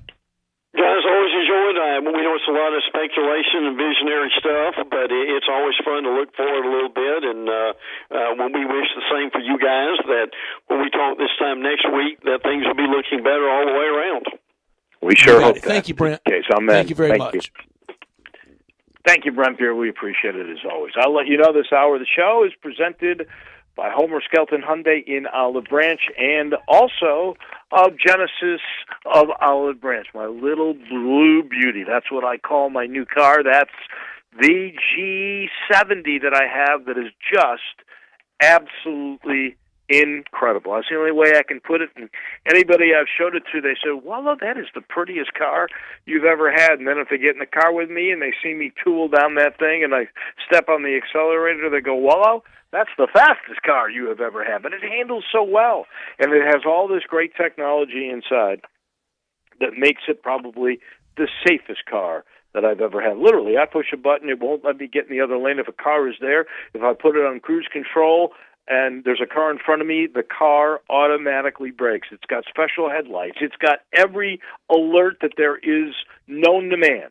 That's how good these are. They last forever, too. You get a 10-year, 100,000-mile limited powertrain warranty on every new Genesis or every new Hyundai from Homer Skelton Hyundai. And right now, 0% financing for 84 months. Do the math on that. That's a lot of time. 84 months, you don't pay any interest, not a penny of interest, and with these new deals on some select models, 120 days before you have to make your first car payment. You can still buy. All you got to do is get on Lamar into Mississippi. First exit, it's Highway 78, then is Craft Road, and you turn left, and you will be in heaven because you'll be at the place where I think it sets the bar for doing car business. It's Homer Skelton Hyundai and Genesis of Olive Branch. All right, Dave, you are the commissioner. You're the first commissioner of college football, and it's 100% in your purview to make the decision after. I don't think it'll be for 2020 or 2021, but for after the 2022 season, 8 or 16 team playoff. I would start with 8, and I would put a shorter time frame on it, 4 or 5 years, maybe 4 years, just to see how it works. And if I were the commissioner, I would absolutely specify that the 5 champions plus 1 champion from the group of 5, and then the 2 best of the at-large. And, some crazy years, that could be like a Boise or a Memphis that went crazy, like with UCF in a battle in the American. I doubt that it would really ever happen. But, just to make it legit and to give the Power Fives the opportunity to still exist in a competitive world, and I think that would be interesting, and I would keep it at 8. Now, if the 8 were successful and there were enough really good competitive teams where you thought it would be an intriguing extra week, I would go with that. I think you probably would then have to cut down a regular season game. But you could, because the money that would be coming in on those playoff games would make it necessary. Your deleting of a regular season game in the world as we know it now, I think would be difficult when these schools are really going to be hurting for money and we know what pays the bills. Yeah, they're going to be hurting for people to show up, though, at 6 or 7 home games and maybe be interested in 10 or 11 games, much less 12. It's just one game. You make a lot of sense on that. I think I would go ahead and bite the bullet and jump out there at 16 for this reason. People will be more interested in a 1 versus 16 in a bracket, in a playoff format, than they are a lot, if not most of these bowls. The natural purge of some of these bowls could happen with the economics of things. When you see at ESPN that owns a lot of the bowls, that they're asking for payroll reductions and or payroll cuts, and if people won't take them, then they're going to enforce them. Can they continue to have the Bahamas Bowl? Can they continue to have fill in the blank bowl? And I think you could see the 8 games that would encompass the first round of the playoffs, then 4 for the second round, and then it narrows down, and then maybe only have 10 or 12 bowls to go with that. I think the 43 and 44 bowl games, I think we hadn't had it yet. This was going to be the first year. Some of those that think they're going to dress out for 2020, I don't think will. I'd be curious to see, and we have Steve Earhart on all the time, and he likes to say that cities have caught on that these bowls are an economic engine for that time of year when times historically have been slow for the hospitality industry. I know that, and we've had Kevin Kane tell us how much money the AutoZone Liberty Bowl brings into the Memphis economy. And it's true, there are still parties because it's the New Year's, Christmas time when the AutoZone Liberty Bowl has traditionally been played, but that doesn't mean we have a lot of people coming into the town, tourists, that stay in hotels and eat at restaurants and things of that nature. So it is clearly a boom for them, and I understand it. But I've got to see where the Mobile Bowl, how many people are really coming and boosting the economy of Mobile from that bowl. That's what I really would like to know. He says all these cities are trying to get in on the action, but they're not getting great games and they're not getting well attended. So where's this boom for the hospitality industry coming from? And that was in good times. That was in the March 11th in previous world. That was in the day of 29,000 Dow and 3.5% unemployment and letting the good times roll. Going forward, they may not want in on the fun because it may not be as fun as it used to appear to be. When we come back, we'll have fun with our friend Bob Carpenter talking baseball. He's voice of the world champion Washington Nationals. He's up next on Sports Time on Sports 56 with Wolo and Stats on AM 560, 87.7, and 96.1 FM. Sports 56 Mornings with Peter Edmiston and C.J. Hertz. Weekdays from 7 to 10. Only on Sports 56, 96.1, and 87.7 FM. You'll see the dedication in every single step. You'll see it in the smiles when smiles are hard to get. You'll see it in the little things that add up to success. The caring and passion are the things that we love best. Wolf Chase Limb Brace is your Mid-South provider for orthotics and prosthetics. They are an ABC accredited facility and their practitioners are ABC certified. At Wolf Chase Limb Brace, their services include artificial limbs, legs and arms, braces of all kinds, and custom molded inserts. You can call them today at 901-507-7821 for their location on Highway 64 in between Germantown Parkway and Appling Road, or visit them at their new location in Jackson, Tennessee. That number is 731-660-5900, or visit them on the web at wolfchaselimbembrace.com. To yours, Wolf Chase Limb and Brace. Hilo Commercial Services can help protect your workplace and employees. Call Hilo Commercial Services today to help mitigate the dangerous effects of the coronavirus and the flu virus. Hilo offers complete deep cleaning and sanitizing services for schools, churches, medical facilities, office buildings, residential, warehouses, and more, all customized to your needs. Put safety first with Hilo Commercial Services. Call Philip right now at 901-277-6733. 901-277-6733. It's time for Hilo Commercial Services. Sports 56 would like to recognize local businesses that are out there still feeding and providing for the community via curbside pickup. Let's support local business with your business. These local businesses include Shelby Forest General Store, Let It Fly, Moon Dance Grill, Great Wines, Germantown Wines and Liquors, Corks Wines and Liquors.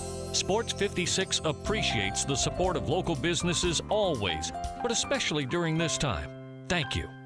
Did you know nearly 40% of men under 40 and over 75% of men over the age of 40 experience sexual performance concerns? At the Memphis Men's Clinic, their experienced physician performs a comprehensive evaluation that determines which specific issues may interfere with your sexual performance. These issues can vary and range from anxiety to medical issues, low testosterone, or erectile dysfunction. The Memphis Men's Clinic has evaluated hundreds of men of all ages over the years and reestablished a normal sexual life. The Memphis Men's Clinic will work aggressively to resolve issues and allow you to restore your sexual health and overall well-being. That's the Memphis way. If you're 20 years old or 90 years old, come and get cared for the Memphis way. Treatment that's based on your specific needs after a professional clinical evaluation by their experienced board-certified physician. Call the Memphis Men's Clinic today at 901-443-0475 or visit memphismensclinic.com. Now, more of Sports Time on Sports 56 with Wolo and Stats. This hour of Sports Time is brought to you by Homer Skelton Hyundai. Here once again are Dave Ocean and Brett Norsworthy. Dave, I wish we were watching Bob Carpenter and F.P. Santangelo somewhere tonight doing a baseball game as the TV crew for the world champion Washington Nationals, but instead, you get to introduce him joining us today. Well, we've got them live and in color, so it's great. But by the way, you mentioned the market a little earlier. I got some good news today. How about this? Market up almost 560. We're close, so close to 24,000 again. Oh, that was Isn't that something? That is at least something to cheer you up a bit. 6,000 above the low after the big sell-off, got down to 18,000.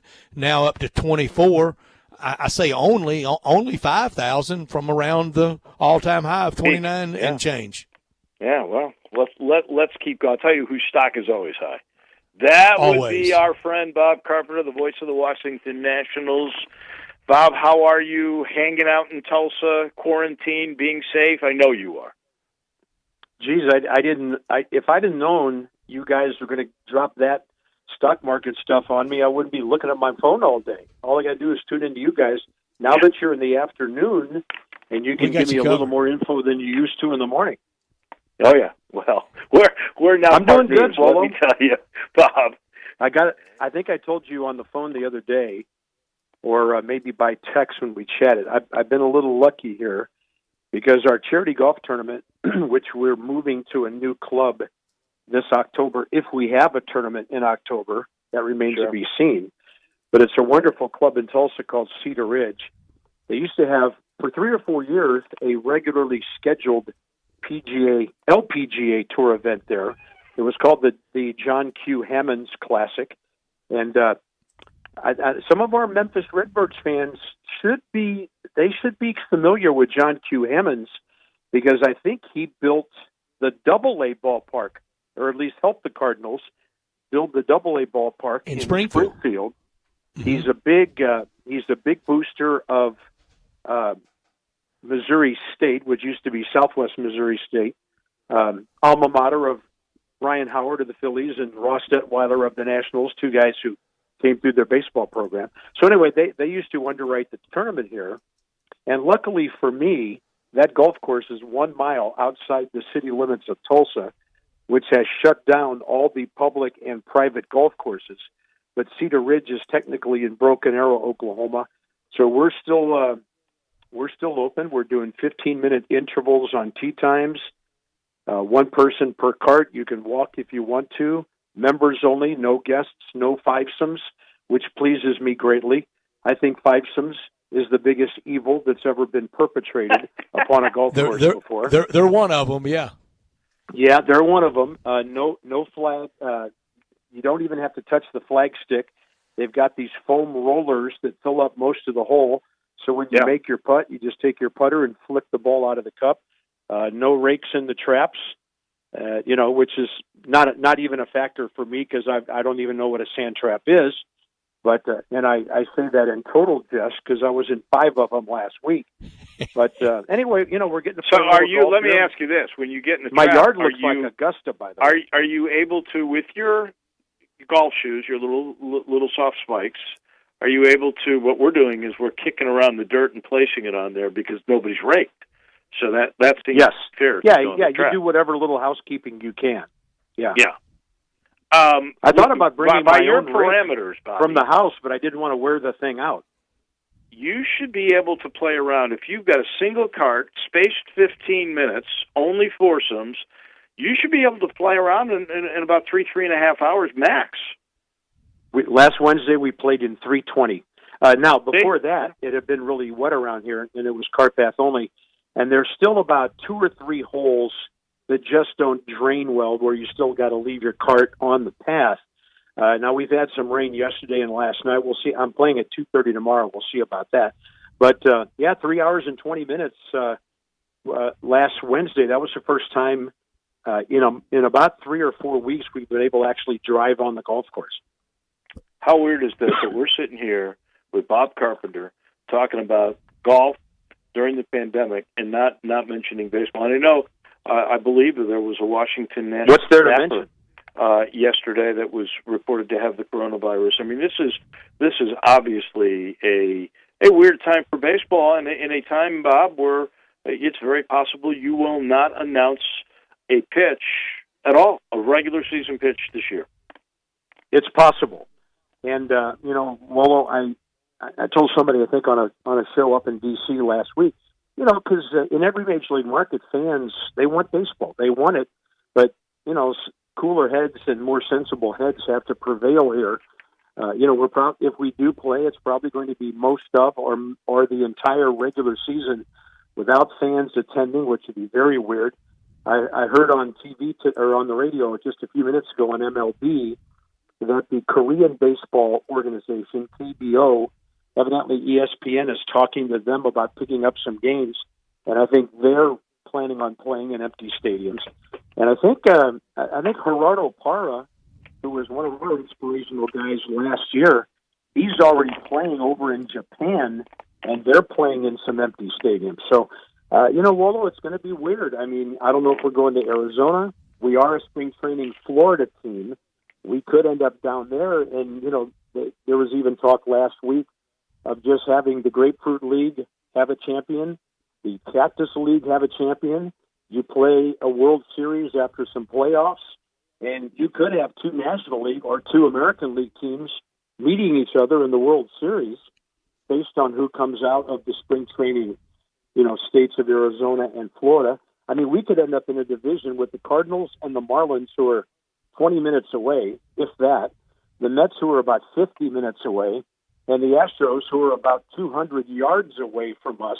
Those would be the 5 teams I've heard of in our division if they do this realignment, and we would be the Eastern Division of the Grapefruit League. And, we'd probably go upstate a little bit and play the Phillies and the Blue Jays and the Yankees, the Tigers, the Orioles over in Sarasota, the Pirates in Bradenton, the Red Sox in Fort Myers with the Twins over there. I think Florida, I counted, has 8 American League teams and 7 National League teams, and Arizona is just the opposite, 8 NL, 7 AL. So this whole thing could be really, really strange. It could be, Bob, and you could even see a Scott Boras dream come true of a World Series played at a neutral site, at a bowl, at a dome rather. It could be somewhere like Toronto. It could be retractable in Seattle, where your Nationals were scheduled to be tonight for a game, or it could stay. He could stay in the Grapefruit or Cactus League sites. What's the minimum number of games that you think Major League Baseball honchos want to play to even pretend to crown a champion and have playoffs for this year? I have no idea what their number is, but I can tell you what my number is, and that's 100. I don't think you can have an 81-game season or a 75-game season or 76 or whatever. I think you got to find a way to play 100 to 120 games to to give it a realistic feel or appearance of being a regular Major League season. Now, stats, you threw something out there a moment ago that I don't want to go unnoticed, and that's this neutral thing.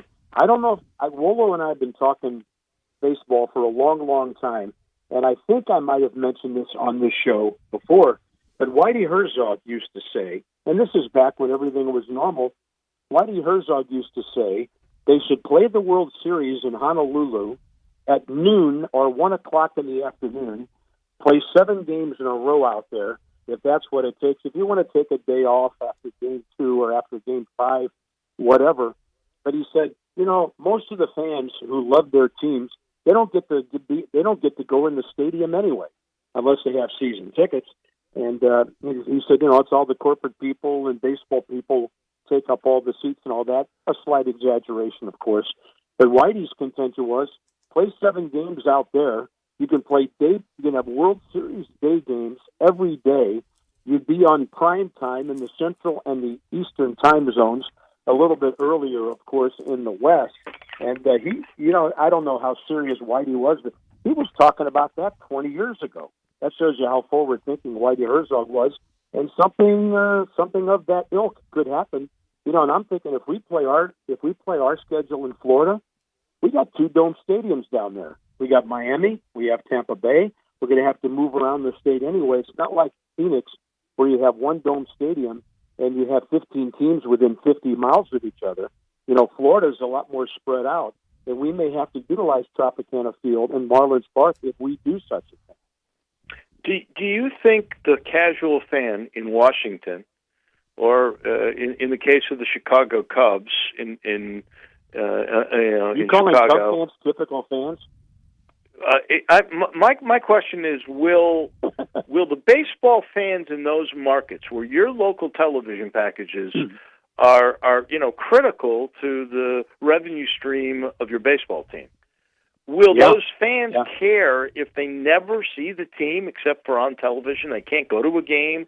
I don't know the answer. I'm not saying I do. It's a great But I'm question. wondering, will there still be interest in the Nationals if every game is played where you never see them and it's in Florida, removed by 1,000 miles?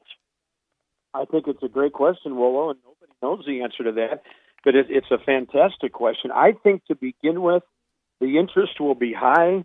The TV ratings will be absolutely through the roof. And you know what Chicago was like in 2017?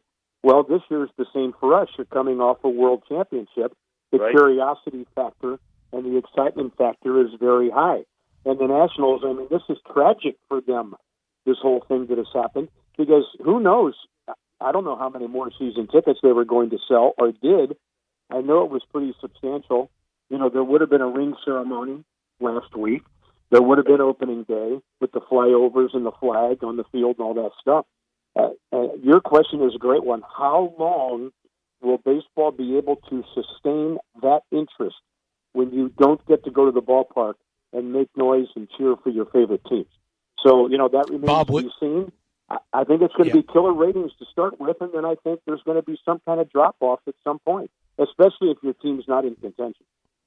Bob, we've talked about some of the older players, and we've done it around sport, that if they had to miss all of 2020, would restarting the engine for 2021 be as easy as maybe trying one last run at it in 2020 and maybe trying to extend to next year? And 2 players that came to mind, Yadier Molina and Adam Wainwright. If they missed all of 2020, could they just turn it back on that quickly for 2021? Well, I think both of them would have more bullets left for next year, especially, Waino, because, that guy, he's such a competitor, one of the great people in all of baseball. Adam Wainwright, by the way.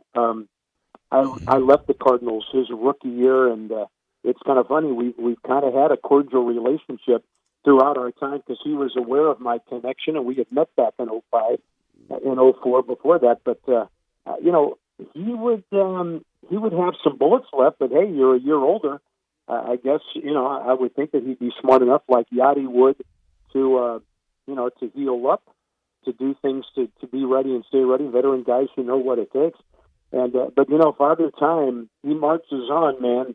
And he does. Just because you're working out and you're not playing, does that time off help heal you? Well, absolutely it does. Does it help you keep your batting arc sharp? Absolutely it doesn't. All the little nuances of the game and the things that go into the game. So, another guy that we have on our team who falls into this category is Ryan Zimmerman. This is probably going to be his last year. He's now come out and he's got he and his wife Heather have their 3rd baby due around the 1st of June, their 3rd child. And Ryan's saying, hey, if I got to be quarantined from my family June, July, August, September somewhere, it ain't happening. And I think Ryan Zimmerman would probably go ahead and retire. That's the kind of family guy he is. And there are other players facing similar situations. guys, this Pandora's box that has been opened up by this coronavirus situation is so extensive. It touches every facet of everybody's lives, not only us, ordinary mortals, but also talented athletes and musicians and, entertainment people. It's touching everything and forcing us to rethink everything that surrounds us. It's really unbelievable. Well, that is the $1 million question. Even though, let's say, they do a grapefruit league and a cactus league, are they testing players every day?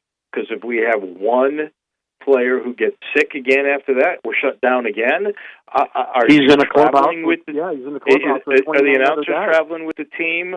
Are you going to do it in a studio? Are you going to the ballpark? How is all that going to work? Yeah, and I was talking about that with our director today, Chuck Whitlock's one of the great directors in baseball.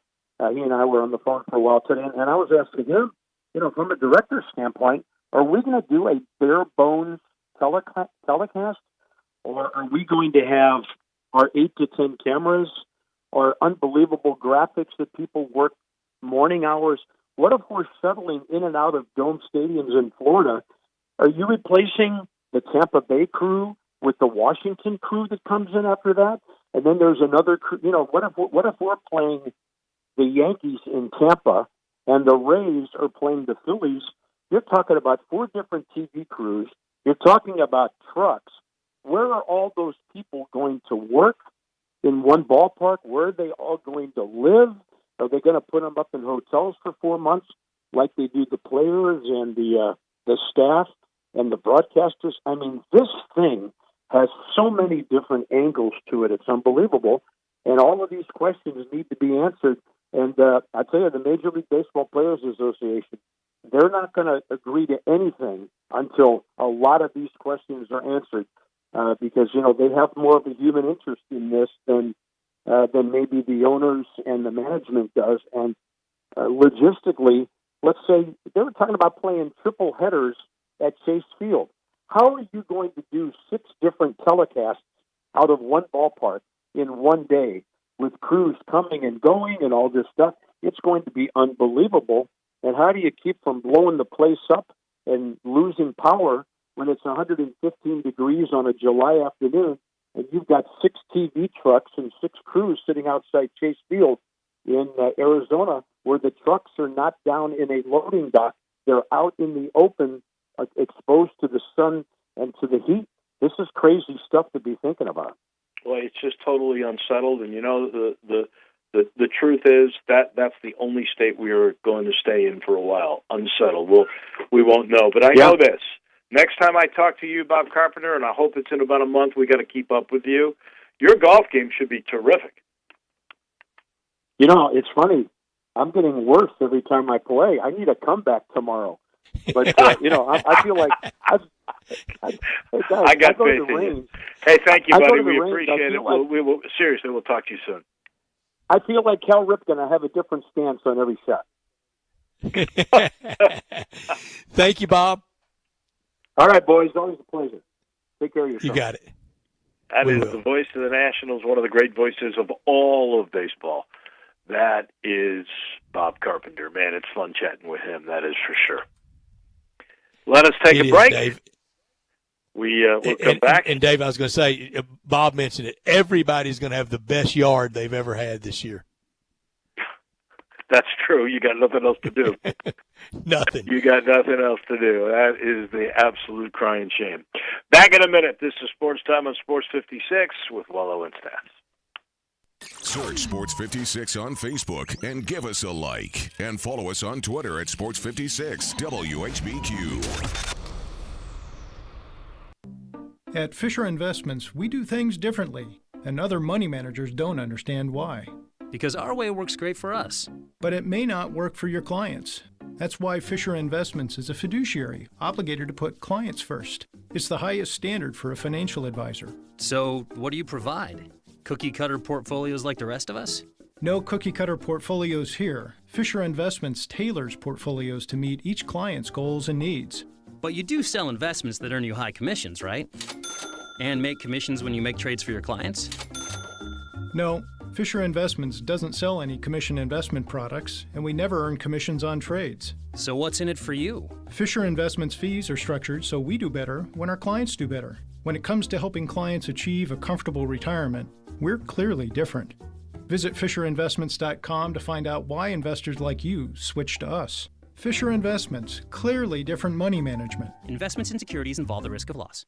I'm Dr. George Flynn, president of Flynn Broadcasting. On behalf of everyone associated with Flynn Broadcasting, we want to wish you good health, especially in this coronavirus situation. You can be the hero. All you have to do is practice social distancing. That's right, 6 feet away from other people, and you'll be part of the solution, not part of the problem. Also, if you feel ill and have a cough or fever, get tested so you'll know if you have coronavirus or not. I'm Dr. George Flynn with Flynn Broadcasting. We'll keep you connected while you maintain your physical social distance. So keep listening to this Flynn Broadcasting station, because we're in this fight with you, and we're going to help you stay connected. At First Bank Mortgage, their core purpose is to help you get to a better place.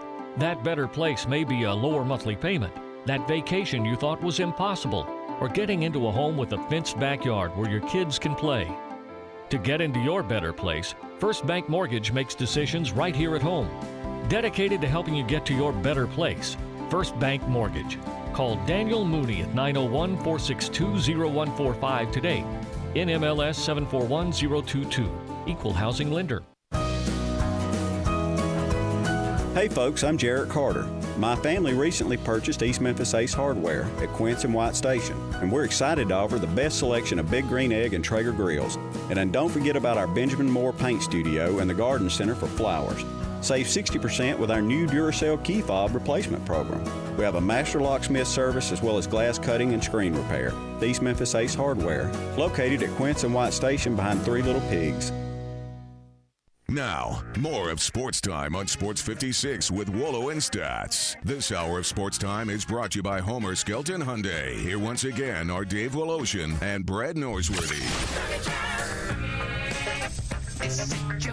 67129 at the First Bank text line, 360-8255 at the First Bank phone line. Thank you so much to First Bank and to all our sponsors and all our listeners for hanging with us during these days. And we're rounding out hour number 2. We start hour number 3, Dave, with Bo Marchant as the NFL draft next week, getting ready for record TV ratings. Everybody will be watching, just needing something resembling sports. Because it'll be a sporting event that isn't like the manufactured horse or isn't a walk down memory lane. So yeah, it'll be something that we hope will truly be pertinent. I mentioned earlier today Cincinnati dropped men's soccer, and that sort of raised eyebrows. I know for me, and I immediately texted you, and you understood and said, well, this is probably the first of many. How about 2 new news tidbits coming out today? Baylor just announced a $65 to $80 million university budget cut for the upcoming fiscal year, with athletics included in that equation. We're telling you, these schools are going to be under all kinds of financial stress now because of a loss of on-campus classes and revenues that are going to be way down. And then this just came from a tweet from Dan Wolken. The University of Arizona is freezing athletic spending amid projected $7.5 million revenue shortfalls. So 3 schools, 3 different conferences, 3 established long-time athletic programs, all really affected today by this pandemic. Yeah, Dave, and it's going to be, I think when you text me that today about Cincinnati, I think my answer is, here we go. It's the start of this, and we're going to see it almost with something every day. It's just no way it can remain the same. I never realized the various branches, Federal Reserve places had such commentary about everything. But, a few weeks ago it scared us all when the Federal Reserve from St. Louis said it would be 25 to 30% unemployment. The Minneapolis Federal Reserve said that they thought that we could be in economic dire straits into 2025 and 2026. Well, if that's the case, then, life as we knew it March 11th. And yesterday, Kathy Pope from Mid-South Food Bank, she said they use March 12th kind of as the new world we live in. Well, that was the morning after Rudy Gobert. Isn't it a cruel irony, another 11th of a month, and that night being March 11th, Rudy Gobert, we've had September 11th, and now I think March 11th will be seared into our memory banks going forward. I would agree, and sometimes this information it's confusing, and I wish that I were smart enough to be able to totally sort through it all. 5:30, we're going to replay CPA Mark Heath, who will talk about the stimulus money and all the opportunities. And somebody had texted us on the First Bank text line at 67129 about you can make $875 per week with the stimulus and unemployment if you don't work. That's a heck of a deal, and all these businesses through this new stimulus money are getting basically 2 months of pay for their employees. So if they don't have to pay their employees, the government will. And yet, I think it was the St. Louis Reserve that said 2 weeks ago, you pointed it out, that they were talking about a potential for 32% unemployment. Yeah. Which would be higher than the unemployment rate of the Great Depression. So, you see this money being taken from the government and given to the people in one instance, and then you start to worry, and you get another guy from the Federal Reserve at a different area saying, well, guys, we may not recover until 2025. That's 5 years from now. Those are entirely different matters. And these checks that people are getting in the next few days, it's not socialism. It is to try to keep some money in people's pockets to prevent a catastrophic sequence of events from occurring. I don't think it'll be the last one. I think there will be a round 2 at some point toward May or June, and a round 3 at some point around the fall. Look, there's a political factor too. I think there will be a big check that goes out right before Election Day. Washington, D.C. is a political town, and politics always kind of the game that they play. We play the third hour. We started with our friend Beau Marchant. We will talk draft with him. That's next. You're listening to Sports Time on Sports 56 with Wolo and Stats on AM 560, 87.7, and 96.1.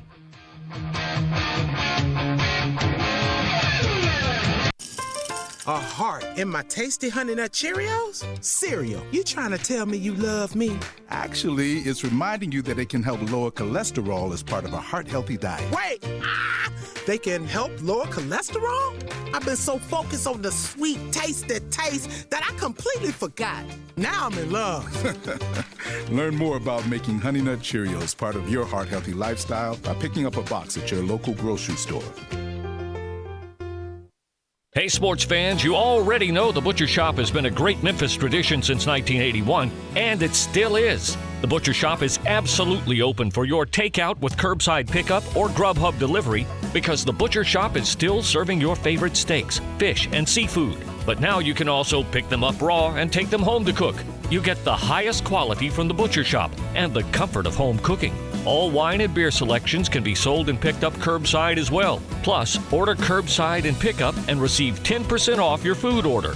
And how about Burger Fridays? Treat your company to lunch, and the Butcher Shop will deliver Hamburger Friday any day of the week with all the fixins for just a minimum $250 order. The Butcher Shop is here for you, so don't worry about getting a great meal. The Butcher Shop has cooked or uncooked meals for curbside pickup or Grubhub delivery. Call 757-4244 or online at thebutchershop.com. The Butcher Shop at the Agri Center, Walnut Grove, and Germantown Parkway. Hey, it's Flo. And you know what word I've never understood? Top hat. Aren't all hats on top? They're like the toppest part of every outfit, unless I've been doing it wrong. That's why I stick with simple words like Flotection. It means the sense of security you'll feel when your new home is protected by home insurance through me and Progressive. Also, there shouldn't be a top hat unless there's a bottom hat. Wait, is that what underwear is? Save an average of 17% on car insurance when you bundle home and auto through Progressive. Progressive Casualty Insurance Company affiliates and other insurers. Discount not available in all states or situations.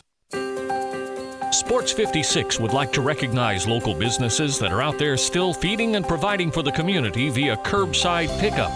Let's support local business with your business. These local businesses include Shelby Forest General Store, Let It Fly, Moon Dance Grill, Great Wines, Germantown Wines and Liquors, Corks Wines and Liquors. Sports 56 appreciates the support of local businesses always, but especially during this time. Thank you. We are Sports 56, WHBQ Memphis, WIVG-FM Tunica Memphis, and WPG-FLP Memphis, Flynn Broadcasting Stations. Welcome back to Sportstime on Sports 56 with Wolo and Stats. This hour of Sportstime is brought to you by DeSoto Auto Sales. Here once again are Dave Woloshin and Brett Norsworthy. Third and final hour kicks off now with NFL Draft Talk with our friend Bo Marchant from collegetopro.com. Yesterday, Charles Davis told us of the come one, come all joint effort with the NFL Network and ESPN, with most of it being at ESPN Studios for next week. The draft always drives a big number with a lot of people wanting football talk. We want it now more than ever, and it'll be a big number a week from Thursday night when we get to the draft. We talk with Bo after I tell you about the sponsor of this hour, and that's DeSoto Auto Sales at 5704 Goodman Road. Visit them online at DeSotoAutoSales.com. They're very proud to serve DeSoto County and the surrounding area. They know we're living in a world today that time matters, so they want you to have the ultimate car experience. What exactly is that? That means you walk in, deal with your sales rep, test drive your car, credit approved, paperwork completed, all in about 45 minutes. Enough time or plenty of time to do it during your lunch hour or immediately after work. At DeSoto Auto Sales, all the cars test driven, and I mean checked out. Detailed from head to toe, from bumper to bumper, with an unlimited inventory at DeSoto Auto Sales. You walk in, you're treated like family by kind, courteous employees, laid-back atmosphere, no high-pressure sales at DeSoto Auto Sales at 5704 Goodman Road. Check out the referrals at DeSotoAutoSales.com, 662-890-7184. Come on down to DeSoto County for that town and country experience. Laid back, no high-pressure sales at DeSoto Auto Sales. Dave, we welcome in Bo Marchant now. And, Bo, I gave you a homework assignment. I know there will be trades. I know there will be some jockeying, but I don't think it'll be as much this year as in the past. So tell us right now what you think your 1 through 10 in the current order would look like next week when the commissioner calls the names. Good afternoon, Bo. Good afternoon to you as well. Now, you just want the quick names, and then we'll go through them? Sure. Fire away with the 10 players you think will go off the board first. Okay, I'm going to give Joe Burrow 1. I'm going to go Tua Tagovailoa at number 2. I'm going to go Chase Young 3. I'm going to go Isaiah Simmons 4. Justin Herbert 5. I'm going to go Tristan Wirfs, the Iowa tackle, 6 to the Chargers. Jeff Okudah, the Ohio State DB, to the Panthers. Number 8 will be Derek Brown from Auburn. Number 9, Jedrick Wills, offensive tackle from Bama. And then number 10, the Cleveland Browns take Mike Guy Brown, the Louisville tackle. Wow, so you got 3 quarterbacks in the top, 4, 5 picks? Yeah, I'm it's a quarterback-driven league now more than ever, and there's a lot of great prospects as always, but I think even the last couple drafts we've seen teams, come out of nowhere to scoop up these guys. I mean, the Bears moved up for Trubisky, the Chiefs moved up for Mahomes. I mean, the Cardinals moved up for Josh Rosen, so it's just one of those things. These teams are desperate, and this is a pretty decent quarterback draft class. So I think it's fair to say that the top 5 or 6 you're going to see quarterbacks off the board. You don't think that Cincinnati would give up a pick, move down, and get some much needed help and give up on Joe Burrow? Do you think he will stay at that position too, Cincy? It's funny, Davis. There's lots of times you guys ask me a question, and I'll be very, very, very convinced that what I'm going to tell you is factual and will never happen. And then it's always on a Tuesday. And then after the show, breaking news will be the Bengals trade out of the top pick. But with that said, I don't think there's any way Cincinnati moves out of the top selections and takes anybody else, barring something catastrophic where Joe Burrow is not the number 1 pick out of LSU. They're a team. They do have a little bit of a perfect thing. They still have Andy Dalton, so if they want to go and have a little tutelage of a veteran quarterback with the rookie. They can still move Dalton on draft day or prior to or after. But I just think Cincinnati's in a good position to change the face of the franchise in Zach Taylor's second year as they move forward. And I think the thing with Burrow is not a lot of teams. I mean, he's going into an offense with a ton of weapons. You know, you got the return to A.J. Green. You got Tyler Boyd. You got John Ross, who was coming off last year that got hurt. Joe Mixon, Giovanni Bernard. I mean, Tyler Eifert, who's banged up. But there's a lot of pieces there for him to be a productive quarterback. And that's not the case all the time with a lot of rookie backs. And a chance to grow with a second-year coach in Zach Taylor that he has. I don't know if his relationship is that are that good with him, but his dad's it, because back to the Nebraska days for his dad, and we've seen coaches. Well, we saw it with Bill Belichick and Tom Brady. That the other one needed the other one just as bad as the other one needed the other one, and you could see. I'm not saying he's going to be Tom Brady, but you could see a young coach second year grow with Burrow at the same time Burrow grows. I did the Bengals draft research today. They've taken quarterbacks in the first round, and they will this time with the number 1 overall pick, and they've done that one other time. They did it with Carson Palmer, number 1 overall. In 1999, with the third pick, they took Akili Smith. In 1992, with the 6th pick, they took David Klingler. 1979, with the third pick, Dave Woloshin from Washington State, the throw-in Samoan, Jack Thompson. Yeah. And in 1969, in their first year of existence, with the number 5 pick, out of hometown Cincinnati, Greg Cook.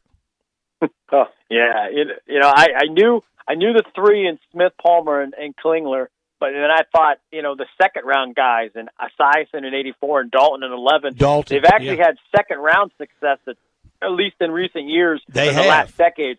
The second round has been more beneficial to him. So, outside that theory, Burrow is still the guy at number 1. I mean, the year that he had last year, if you're a quarterback-needy team, there's just no other way you can go about it. I mean, it's the pick. You have to make it. Even if you don't believe in him, you have to make it, because the fallout, if he would succeed and you passed on him, would be as bad as not taking it. So, again, Burrow's the kid. He looks fabulous, and I told you a lot of times, leading up to this month back, that, there was always a positive buzz, even when he was on campus at LSU, that he just had a lot of intangibles off the field that, carry into positive quarterback traits as a leader, and kind of being able, a guy that, doesn't necessarily have to be around the coaches to help his teammates. So I think that's just something that goes into the character and the mindset of what makes Joe Burrow, Joe Burrow. And, Dave, I think you'll remember the play against Central Florida in the bowl game, in the Fiesta Bowl for LSU. And there was a point in the game where Central Florida had LSU, I won't say on the ropes, but LSU knew they were in a football game, and they were plenty motivated. Central Florida, of course, plenty motivated. And Joe Burrow gets popped. I mean, he's spitting up blood, about bit his tongue off. He looks like a prize fighter. He's back in there. He's got the toughness. Do you remember that play, Dave? Yeah. I do. The thing about I don't think since he could afford to try to go down and trade him, because the kid is from Columbus, Ohio. He's from the area. There has been so much interest in Bengals jerseys, season ticket requests ever since that they knew they were going to get Burrow. They couldn't afford to not take him. Now, did you have Tua going to the Redskins? Yeah, I'm sticking with it. I know everything makes you think Chase Young and Ron Rivera in defense, but I think and Tua's the from guy. The area too. Chase is from the Washington metropolitan area. So I think we both sort of chatted last week. I still think he's the most sure guy. This is a good draft. And there's going to be a lot of guys who will be really good. And if I had to put my money on one guy making it, he's my guy. I can't see you're going to admit you made such a mistake with Haskins right now, and you're going to give up an asset like Chase Young, who's from your area, to go with another guy who, probably will be great, but he certainly, Tua, is coming off an injury, and that is a gamble. It is. Listen, everything tells me Chase Young here, but again, I'm just so convinced with the quarterbacks and the way teams value them, and I just think Tua. There was so much hype and belief in how great this kid was going to be, and he hurts the hip, he's back to normal, but I told you we got robbed of the showdown of showdowns if Tua would have been able to be healthy all year long, and seeing Joe Burrow and the Tua Tagovailoa duel as this as the top spot in this draft. For me, this all stems from my non-belief in Dwayne Haskins. I don't believe he's a quarterback NFL guy. I don't think. We talked about this before. Urban Meyer, Ohio State's just stacked, and they run an offense where it's just more athletically friendly for a guy to sling it more so than a quarterback. That you need in the National Football League, and until Ohio State puts a guy in that can stand in the pocket and deliver and be a pro quarterback at an elite level, I'm going to have my reservations, and I didn't like Haskins going into the draft last year. I didn't think he showed me much when I saw him play last year.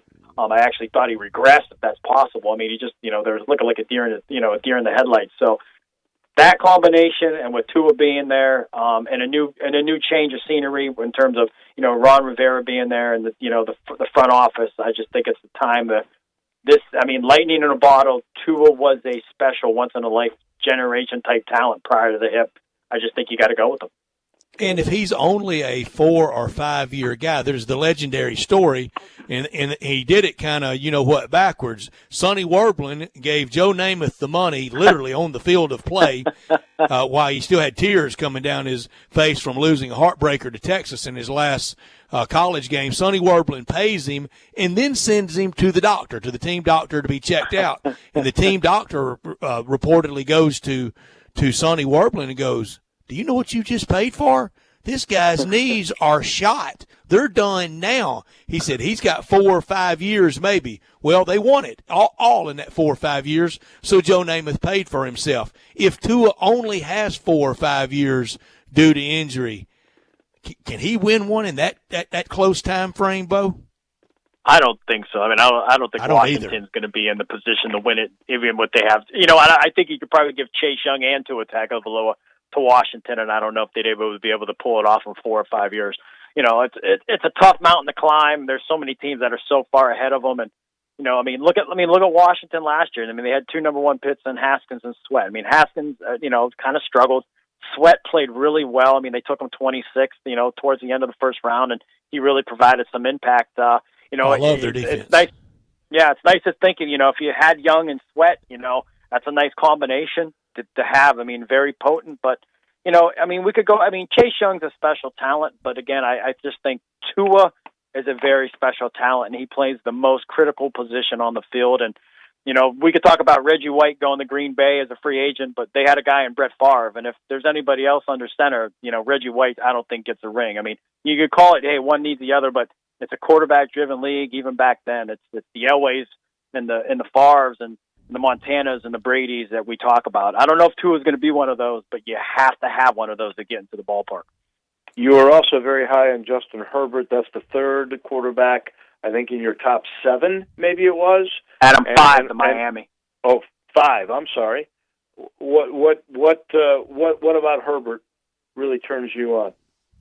Man, I think when you look at Herbert, you're just going to look at this kid's a big pocket passer, and he can make all the throws. It might be one of the better throwers amongst the 2 other guys that are going to go above him in terms of just pure ability to power the ball to where it needs to go and finding the target. The big thing on Herbert that's been a negative is his impact in big games. He's kind of maybe disappeared, not had the results that you wanted. But when you look at his body of work as an individual and his mechanics and his frame, his size, he's a scout's dream, if you will. I mean, he has those prototypical numbers where you have the arm strength, you have that football size, you have the mechanics, and again, on the negative side, you look at the results. Pac-12 football, didn't have those big monster games against those monster teams when you needed it. So that's going to be the negative. But again, that goes back to team effort. Miami's going to be in a position to take a quarterback. Remember, Miami was tanking for Tua prior to this all coming to fruition in 2020. So, lo and behold, they may not get Tua, but, they're definitely probably going to have their opportunity to take Justin Herbert if he's available. But I like him. And real quick, great buzz about him down at the Senior Bowl. And I know at the Combine, after those guys got done throwing, there was a lot of positive buzz in terms of how teams felt about him then as well. I like Justin Herbert, and unlike Tua and unlike Joe Burrow, he did not have that galaxy of stars receiving group. I would have loved to seen Justin Herbert for 1 year with either that LSU grouping or that Bama grouping. And Bo, I said it late in the year after seeing LSU in person late. The Bama group was great. LSU was right there with them in the receiving. Yeah, I mean, yeah, the talent between LSU and Alabama is just it's ungodly. And like I told you, when I was doing my mock draft at certain points throughout this past year, I mean, there was points where it was disgusting because you just keep going. Oh, here's Patrick Queen, LSU. Here's Justin Jefferson, LSU. Here's Henry Ruggs, Alabama. Here's Jedrick Wills, Alabama. Here's another Christian LSU Fulton. Guy. Yeah. I mean, yeah. They're everywhere. It's amazing. And it's amazing you think that we're in this, there's so many other schools out there, Ohio State and Clemson and USC and Texas. Oklahoma. Oklahoma, Michigan. I mean, you just look at the landscape of college football, but then you think of these two SEC schools, and they've just got this conglomeracy over college football, at least last season.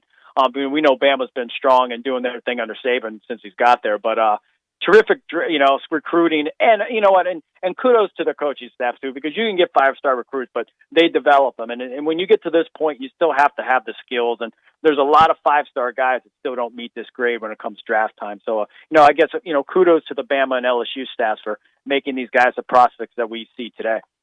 All right, if we're looking at those groupings that you just talked about, we'll throw Justin Jefferson and the other kid from LSU, the two. Judy and Ruggs from Alabama. You've got Mims from. You got Baylor. Mims. You got T. Higgins, and then let's not forget Oklahoma, C.D. Lamb. Those five or whatever I mentioned. Who in your mind is the one that we're going to be talking about 6 or 7 years from now? If I don't say Jerry Jeudy, I'm going to be ashamed of myself. When I watched him play, I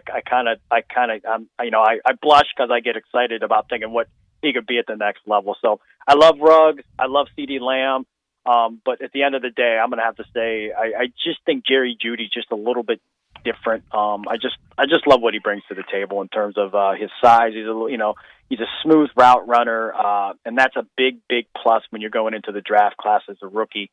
Being able to kind of know be a technician of the route tree, if you will. So I just have to say Jeudy. Nothing against C.D. Lamb or Henry Ruggs, but at the end of the day, I just think he's just a little bit. He's like the 10.0, but he's the first. Even those guys, they could be 10.0s, but they're not the number one. I just think Judy's just a little bit better than those two. Bo, if you're right and Washington takes Tua, 1 year from now, who's the team most tanking for Trevor? For Trevor Lawrence? Oh, wow, that's a great question. Oh, man. Maybe I don't want to make Dave upset. Maybe the Bears? I don't know. I don't know. Dave, are you out there? Yeah. Not that I'm opposed to getting rid of Mitch Trubisky, but we got Nick Foles there in case something happens. I don't see the Bears tanking. I don't see them tanking. If they tank with that defense, that would just be disgusting. That would almost make me. It'd be a waste. It would be. And Dave, you're right. Yeah, I don't say. I don't see anyone. I think off the top of my head, like, what team could really use a guy like Trevor Lawrence? And there's so much debate on that in Chicago with the quarterback position because. When you start going through the league, Murray in Arizona, you got, Ryan, everybody's kind of, in this eventual draft class, you kind of assume that, everybody's going to find the guy that they want. But I think off the top of my head, one team where you're like, hey, what's Mitchell going to do? Nick Foles, he's not the answer long term. He's still a journeyman in my opinion. So I think the Bears, 2021, what team would use Trevor Lawrence the most? I think I could say the Chicago Bears. Yeah, and there are a lot of teams that they won't be tanking. It's not going to be Arizona because they have Kyler Murray. It's not going to be Tampa Bay because they just signed Tom Brady. It's not going to be Cleveland because they have Baker Mayfield. It's not going to be the Jets because they have Sam Darnold. It's not going to be New York because they're breaking in a young quarterback. It's not going to be the Cowboys because they have Dak. It's probably not going to be Atlanta because they were going to try to get a little more out of Matt Ryan. So it would narrow down the number of tankers for Trevor. Yeah, I mean, like I said, you think about the Bears. I mean, just because of their situation, maybe the Colts. I mean, I know Chris Ballard's not going to tank, but you know they don't feel comfortable with Jacoby Brissett. Phillip Rivers kind of looked washed up last year, so who know how much is left. The Chargers. I mean, they've yet to take a quarterback, so we really don't know if they're going to continue with Tyrod Taylor throughout the season and possibly give Easton a shot later down the road. So, I mean, I think off the top of my head, those are the teams that you would look at. Washington has Haskins if they feel comfortable with him. Then, maybe a year from now, if they don't take Tua, then, they go back into the wheelhouse and take a quarterback. Tennessee has Tannehill. We know the Bucs got Brady. I mean, Seattle's not doing anything with Russell Wilson, Garoppolo in San Francisco. So, the list goes on. Oakland, but again, Oakland's not going to tank, but a year from now, could they be in the position to want a Trevor Lawrence? Pittsburgh's not going to tank. Yeah, they're not going to tank, but that's a great one there. I mean, definitely going to be in line for a quarterback. It kind of reminds me of that would 30 be perfect 30 without with Marino. They'd be thinking about to Big Ben and hello to Trevor. That might work out perfectly for them. Tanking not allowed with the Steelers, though, is it, Bo? No, I don't think that would be. If he's going to have my Bears tanking, I'm going to throw the Steelers in there. Yeah, you know what? I think I jumped the gun in the words of tanking. I just thought more quarterback need. Like the Bears, the Bears are so close. I know they're not going to tank, but Dave if I could tanked look on at him last year. Don't apologize. Dave gave up on him last year, didn't he, Drew? So he tanked. If he can tank, they can tank. Miss McCaskey can tank. Yeah, well, I don't know. Like I said, I as much as I just went through the big spiel where the Bears would be in position, but Mitchell Trubisky, I'm still not writing the young man off. I still, I got to see another year of complete, utter failure before I said this kid doesn't. At least that's my opinion. I think he gets a hard rap. I got to ask. I'm sorry. I got to ask one weird question. Okay, speculation question all the way. We know this is a weird time. Even Roger Goodell is going to be doing the draft from his house in New York. From his basement. Or wherever he's going to be. What if there was no NFL or college football seasons this year? Now, this draft, because these guys played, what would they do about a draft for next year? Would they have one? You know what? I read a story about that, Dave, and they talked about the hockey strike and and I don't know the specifics, but they took the teams and they took like their last 3-year overall records and then they put them into groupings, and I believe they kind of dispersed the picks through that grouping. So, whatever your last 3 years record was, they kind of calculate those and they put you into tiers. Wow. The worst tier would get so many balls, and I don't know if they would go the NHL route from that strike year. But that's what I got for you, and I don't know if that. I hope that doesn't come to fruition. But you scared me. If they don't have football, you guys going to have me on Tuesday night? That's what I'm wondering. We're going to need you, buddy. We need every guest we can get. Let me tell you. When we're working our third job, Bo. Hey, Bo, have a good week, and I know this week will be busy on you, and we'll follow along at collegetopro.com. Thank you, Bo. Yep, have a great week, gentlemen. Stay safe. You too, Bo. Thank you much. We appreciate you always. We truly do. This portion of the show brought to you by Ken Garland, Custom Home Builders. Ken knows if you're making that decision. That could be building a brand new home from scratch, and maybe it's on land that was in your family, and you've been sort of waiting, and now's the time you want to do it. Ken will be there. He works with his people closely. He understands the commitment you're making. He makes that commitment to you. Now, maybe it's a renovation. You don't want to move. You like the house you're in, but you want the modern amenities. I call it renovation with innovation. He's got it for you. He can put all the great modern things in, with speakers in the walls and California islands and closets that are as big as bedrooms. He can do all of that for you right now. Or if you are looking for a development right now that you don't care about the land, you need it to be provided, there's this new development called Alaylon. It's a gated community by Boyle. It's on Messick Road, east of Kirby, all the way to McVeigh. 4-bedroom homes. They're palaces. They start at $875,000. If you're ready to take the plunge Here is the guy for you. He and his dad have been doing this for over 40 years. Ken Garland Custom Home Builders. The number is 751-1632, or go see what I'm talking about. Go to kengarland.com. We take the break. When we come back, we have an informative little segment coming your way from Mark Heath, who is the CBA. He'll talk about stimulus money, unemployment, all the things that are out there if you're a business owner or unemployed or waiting on a check from the government from part of that stimulus money. He's got all the answers, and he comes your way in a minute on Sports Time on Sports 56 with Wolo and Stats. Spend your lunch with Greg Gaston and Eli Savoy on Sports 56 middays, delivered by FedEx. Weekdays from 10 to 1 on Sports 56, 96.1 and 87.7. Looking for a great place to deposit your money? Try First Bank. Competitive CD rates, a money market that moves with Wall Street prime and interest-bearing checking account options. Not to mention their friendly bankers who make decisions locally. To find out more, stop by one of First Bank's 3 local branches. 6482 Poplar Avenue, just east of International Paper. 8398 Highway 64 across from Wolf Chase. And 6280 Highway 64 in Oakland. Or visit firstbankonline.com. Member FDIC.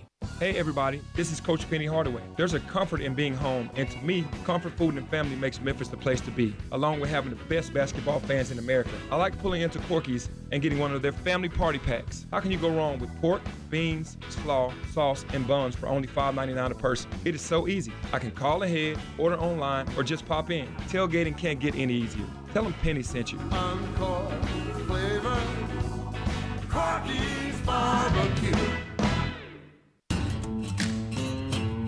If you're a pro, Lowe's knows your job hasn't stopped. We're here to help with the supplies you need to make repairs and keep people's homes running smoothly at this important time.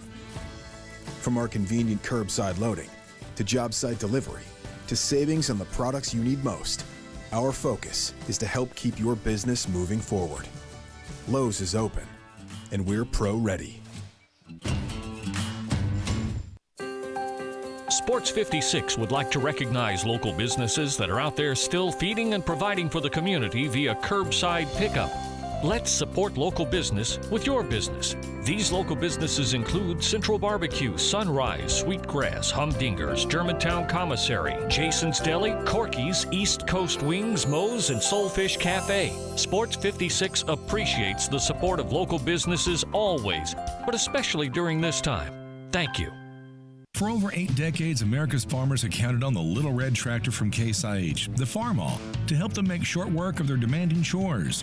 Well, Mid-South Ag can show you they aren't just for farms anymore.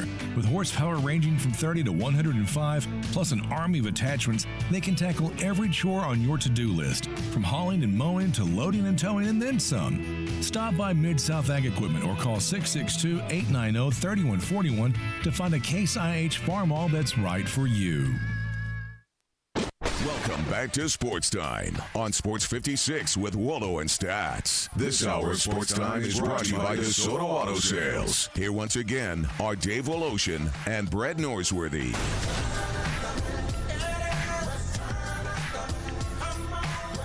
And welcome back in as we cruise through our final hour of the program.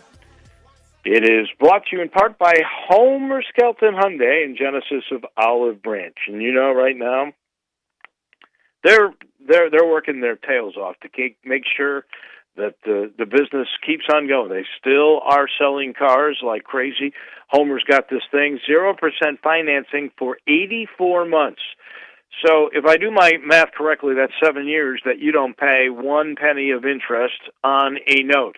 That makes a car very affordable. And to make you even more enticed, how about 120 days before you have to make your first payment on select models? It's worth the drive to see the way car business should be done. You get on Lamar, into Mississippi, it becomes Highway 78, the very first exit. It's Craft Road. Turn left, you'll see Chris True and all the gang, and you'll see my Genesis G70. This car's so full of safety, technology. First of all, it's luxurious. Heat warmers, heat coolers, steering wheel warmers. Back seat, you can hear the volume differently than you can in the front on your audio selections. It's just luxurious. It is just high tech. And then there's the safety with collision avoidance assistant, lane keeping assistance, rear cross traffic collision warning. There's a warning for everything, including blind spot collision warning. Different kinds of high beams and low beams that just pierce the darkness. It is amazing, and they last forever, too. A 10-year, 100,000-mile limited powertrain warranty on every new car on the lot. Please go see my guys. You'll love it. You'll love that new deal. 0% financing for 84 months at Homer Skelton Hyundai and Genesis of Olive Branch. So a little bit earlier, we thought we'd try to inform everybody on all this stimulus money that is coming in, from unemployment to the checks that are coming, and hopefully they're coming this week. And then there are the small business forgivable loans for so many companies, and so many people are taking advantage. But sometimes people think it's really confusing. That's why we got a hold of Mark Heath, and we talked to him a little bit earlier today. How crazy is this year for you? How different is it? Well, Dave, up until about 3 weeks ago, it was actually one of the better and easier tax seasons I've had in my career. But when COVID-19 took its course and it became obvious that the economy was shutting down, things changed across the board. And I basically now, here in the final 2 or so weeks of tax season, I've only done a couple of returns. I've been basically allocating all of my time and resources to helping my corporate clients and other clients that qualify for the Paycheck Protection Program to get these applications in and try to save some businesses. So, and Mark, go ahead, Mark, everybody concerned about their finances, and I've heard some people describe this as the great American land rush, that people that are very, very, very liquid are out here trying to get a hold of this free, very, in some cases, free money. What are you finding on the economic factors? Is it people really desperate to people very liquid, or all points in between? Everything, Brett. I think everybody's trying to get a piece of the pie, regardless of what their real financial condition could be. There's nothing specific in any of the documentation that I've read telling somebody if you're stable, you're not under any pressure or financial constraints as a result of what is happening with this pandemic, that you can apply. You can apply, and I'm sure everybody probably is, if for no other reason to try to cover their payroll costs for about 2 months. I'll tell you, as long as I've been in this business, I've never had my phone blow up or my email inbox blow up the way that it did about 2 or 3 days before that first filing application could go in, which was back on April the 3rd. So starting from that point, really all I've done is talk to banks, talk to my clients, help them get these applications processed with the bank, and hopefully see some money coming in sooner than later. I don't know if it's majority or what kind of minority it might be, but any of the businesses that are shut down, you know, and the radio business is one where your sponsorship money, especially if it's coming from businesses that rely on the public being a part of it, they are going down. So I guess the government, trying to be as generous as they possibly can, have opened this up to any business under 500. Sort of go over the parameters of how you would qualify if you were a business out there. Well, any business with 500 or less employees is eligible to apply for the PPP loan. You just simply have to go through your own bank, prepare some documentation, fill out a 2-page application form, and submit it to the bank. The bank then in turn gets it up to SBA for approval, and then the checks start coming down. And I'm hearing that there's $350 billion in this pie.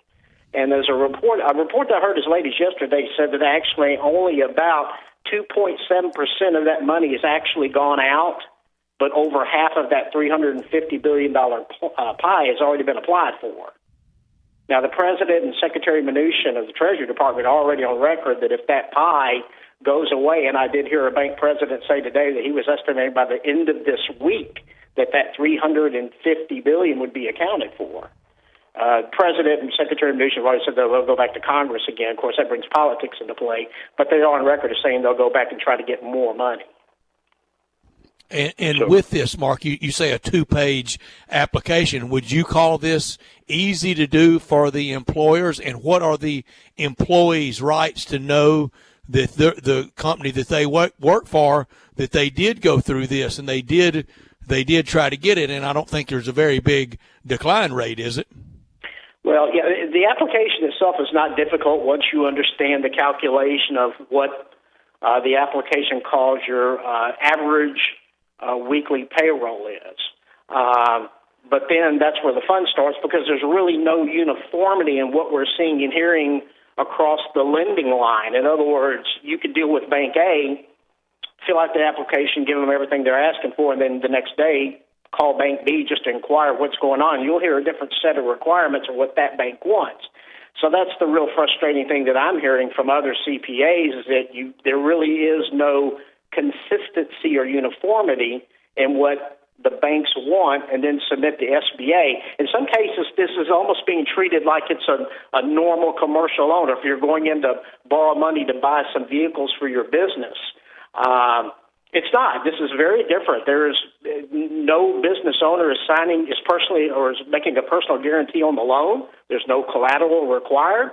Nobody's credit score is being checked. This is very, very different than what people are used to when they call up the bank, say they need a line of credit or a loan for some reason.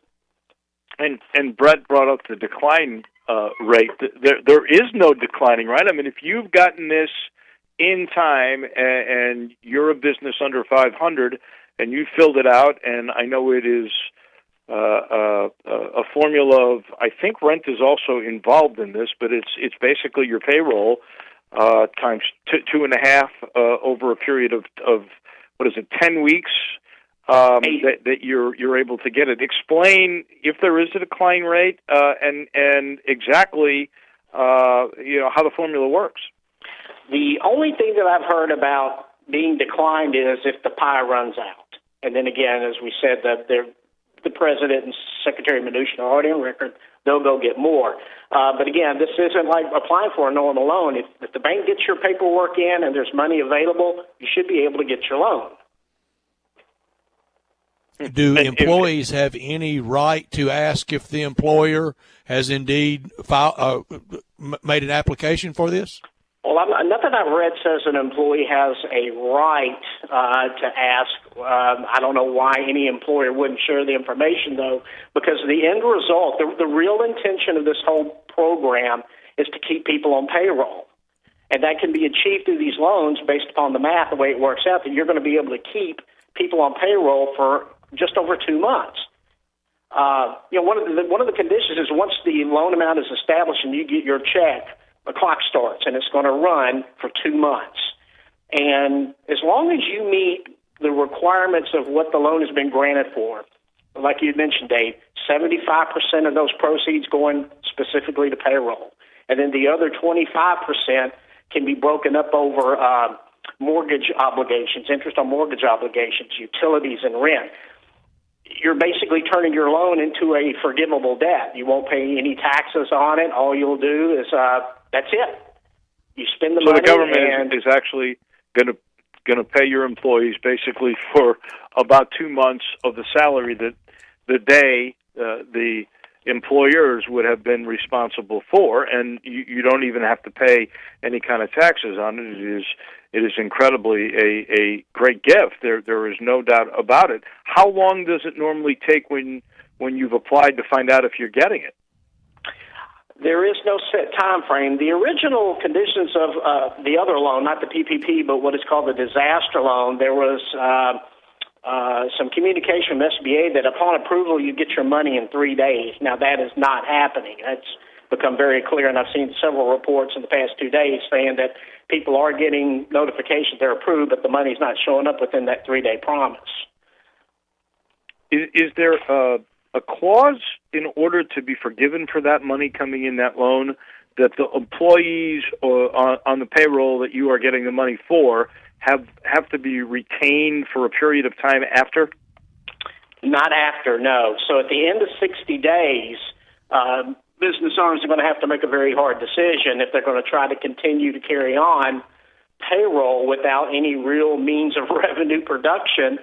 I don't think there's any way we can assume we're going to be back to anything resembling normalcy in 60 days. And even if by some miracle that happened, business aren't going to be able to just flip the light switch and everything's back to where it was in the middle of January. That's not going to happen. But, Mark, for that 8-week period, if they do the application, they're approved, for that 8-week period, do they pay you at your old rate or maybe even at a furloughed or reduced rate? Well, what I'm instructing my clients to do is pay people as if they had just worked a normal 40-hour week. And what that does is it puts you in a real good position around day 50 of that 2-month process to be in a real good position to know that you're going to have your loan forgiven. Because remember, you got to have 75% of those proceeds from the loan specifically have to go to payroll. So I'm telling people to pay a normal 40-hour week. And that way you're putting yourself in a real good position to not having any issues with whether or not you've got income or not. You're going to meet the requirement of the loan, and you're not going to have any trouble. It'll all be forgiven. It'll be turned into a grant instantly, and therefore you have no income to report, no taxation of the proceeds at all. We are talking with Mark Heath, CPA, on the stimulus money, especially for the forgivable loans that small businesses are getting. Very insightful stuff for sure. Tell me a little bit about the other stimulus money, the $1,200 checks that people, I think, are starting to get this week, maybe direct deposit right into their homes. There are going to be some checks that are sent out. What's the status of that money, and what does somebody have to do to get it? How do they also qualify for it?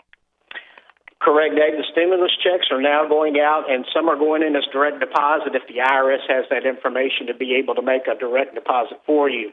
In a nutshell, $1,200 per individual, or up to $2,400 for married, filing joint people, plus another $500 for any qualifying children. The first thing they look at is if you filed your 2019 tax return to see if you qualify. If that 2019 tax return has not been filed yet, they look at 2018. And if that, they'll base it off that. But what if you don't even have a need to file a tax return? Well, you're not out of the loop. If you're a Social Security benefit receiver, you're in the system. You'll get a check as well.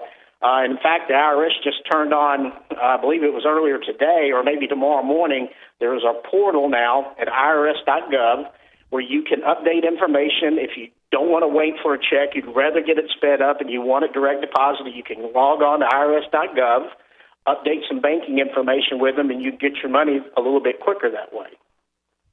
There's phase-outs based on your income. Will that money be taxable, the $1,200 and above? It's not, because what it really is a 2020 tax year tax credit that you're getting early. Understood.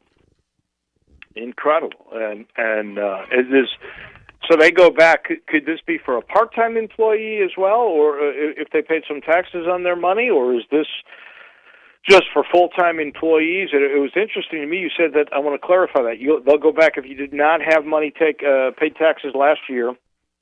They go back 2 years? To the 2018 return, correct.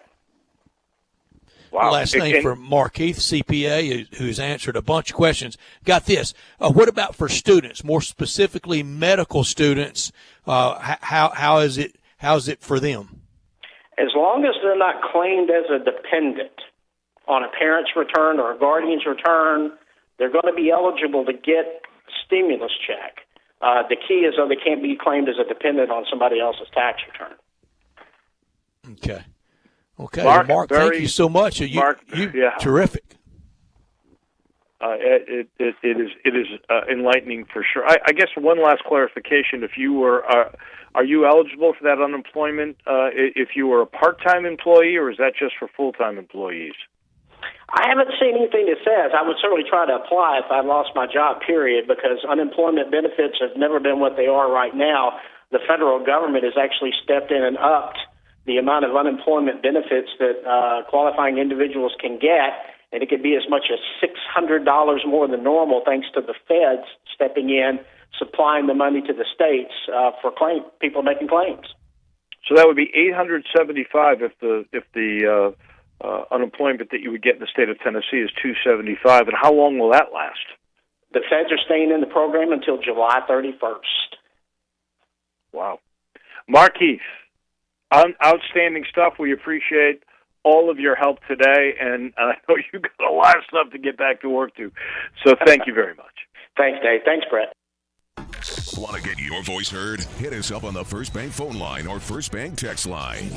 At Jason's Deli, you can stuff yourself full of great deli food that's healthy, fresh, and best of all, it's not expensive. Jason's Deli is all about choice. Whether you're looking for a gluten-free menu, vegetarian sandwiches, healthy kids' meals, or if you'd like to invent your sandwich via the build-your-own selections, Jason's Deli has you covered. And they only use fresh, wholesome ingredients. Choose from the club and specialty sandwiches, paninis, wraps, soups, salads, pastas, and much more. I love the cleanliness in the restaurant, the hospitality, and of course the cost. They have a huge salad bar and great soups, including Southwest chicken chili, fire roasted tortilla, organic vegetable, tomato basil, and many, many more. And if you're planning an event, their catering department is fantastic and can handle any size party. Go check out Jason's Deli's 4 locations. On Ridgeway in the Park Place Center, that's my favorite, on Germantown Parkway in Cordova, at Poplar and Highland, and on Goodman Road in Olive Branch. I'm Dr. George Flynn, president of Flynn Broadcasting. On behalf of everyone associated with Flynn Broadcasting, we want to wish you good health, especially in this coronavirus situation. You can be the hero. All you have to do is practice social distancing. That's right. 6 feet away from other people, and you'll be part of the solution, not part of the problem. Also, if you feel ill and have a cough or fever, get tested so you'll know if you have coronavirus or not. I'm Dr. George Flynn with Flynn Broadcasting. We'll keep you connected while you maintain your physical social distance. So keep listening to this Flynn Broadcasting station, because we're in this fight with you, and we're going to help you stay connected. At AutoZone, we've always been there to help get you what you need when you need it, and that hasn't changed. That's why we want to let you know AutoZone stores are still open. Whether it's a quality part or a free battery test to help you stay on the road, we've got what you need. And if you do happen to need anything fast, we've got free store pickup inside the store or curbside, your choice, as well as next day delivery. Our stores are open and we're ready to help make the job easier. Get in the zone. AutoZone. Restrictions and details at AutoZone.com. Hilo Commercial Services can help protect your workplace and employees. Call Hilo Commercial Services today to help mitigate the dangerous effects of the coronavirus and the flu virus. Hilo offers complete deep cleaning and sanitizing services for schools, churches, medical facilities, office buildings, residential, warehouses, and more, all customized to your needs. Put safety first with Hilo Commercial Services. Call Philip right now at 901-277-6733. 901-277-6733. It's time for Hilo Commercial Services. Welcome back to Sports Time on Sports 56 with Wolo and Stats. This hour of Sports Time is brought to you by DeSoto Auto Sales. Here once again are Dave Wolosian and Brad Norsworthy. Closing out this Tuesday afternoon, before we get into Taco Bell Crunch Time, Dave, I really enjoyed Mark Heath on the economic and financial aspect of it. Tomorrow at 3:30, our second visit with somebody truly out on the front line for us in our community right here in Memphis. And I always yield to somebody on the ground here rather than someone in Nashville or in Washington. And tomorrow we'll have back Dr. Manoj Jain with us for a second time. I know you look forward to that, as do I, and I hope our listeners as well. I do. And you know, the one thing that I do believe we're still really missing, and I don't know that Dr. Jain really has any kind of time frame in mind, but we're all so unsettled. We would love to know some sort of framework. You know, game plans are always, you know, sort of fun to learn, and you then know, all right, I'm making this step, and then I'm making this step, and I'm making this step, and you've got a plan, and you work each part of that plan. And right now we don't have a plan, and you know, maybe Dr. Jain tomorrow can reference some sort of time frame that he's thinking about. I don't know if he's there yet. I know today, as I mentioned earlier, the governor extended the shelter at home until April 30th. You know, the government right now still, we can't have any more mass gatherings over 10 people. Even the NFL is taking this draft so seriously. You heard Charles Davis tell us yesterday that you can't have more than 10 people at your party, but they don't want more than 6 people in the picture. When you're getting your name called and you're on camera, there shouldn't be any more than 6 people in that range of the camera. So, we're so far from having anything settled, but that's what we want, and we'll see if he can give us any kind of guidance in that direction. We will be looking for that. Tomorrow night will mark 5 weeks since the Rudy Gobert incident being taken out of the game, and that really started. Boy, that's a long 5 weeks, hasn't it been? It does. I was just going to say 5 weeks. Well, in some cases, honestly, it doesn't seem that long, but in most, it seems, wow, we've been doing this for a long time, and this is why we're going to have to see a psychologist. And we got one a week from tonight coming your way in Frank Kasur. But there's just there's no relief that we can see in sight. There's not a lot. I do see in sight Taco Bell crunch time.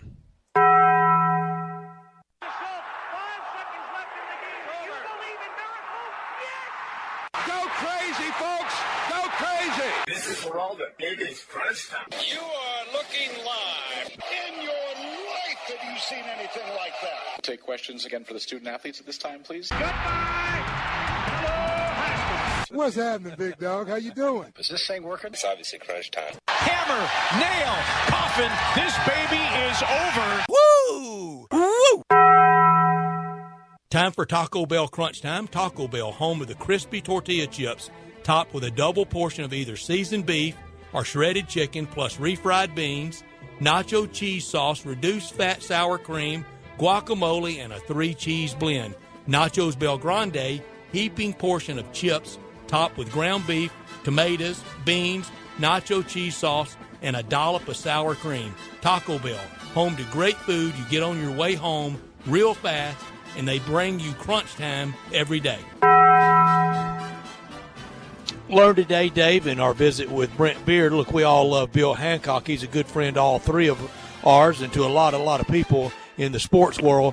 But when it comes to playoff expansion, Bill does not control expansion or contraction or the sites. He works for them. He's not merely an employee. He's bigger than that. But he has bosses, and it's conference commissioners. He handles the playoffs, whether it's 2 teams, 4 teams, 6, 8, 16, 32. Just like when he ran the Final Four for the NCAA, he ran the Final Four basketball tournament portion of the tournament for years. When it's expanded, he's going to be a troubadour for expansion, Dave. I learned today that we're just beginning what will be a real scaling down of college athletics. We saw today the University of Cincinnati drop men's soccer. We saw Baylor come out and make the announcement that they will have to lose $65 to $80 million of their school's budget. It will affect athletics. We learned today that there was a freeze on spending in the athletic department of $7.5 million because of losses at Arizona.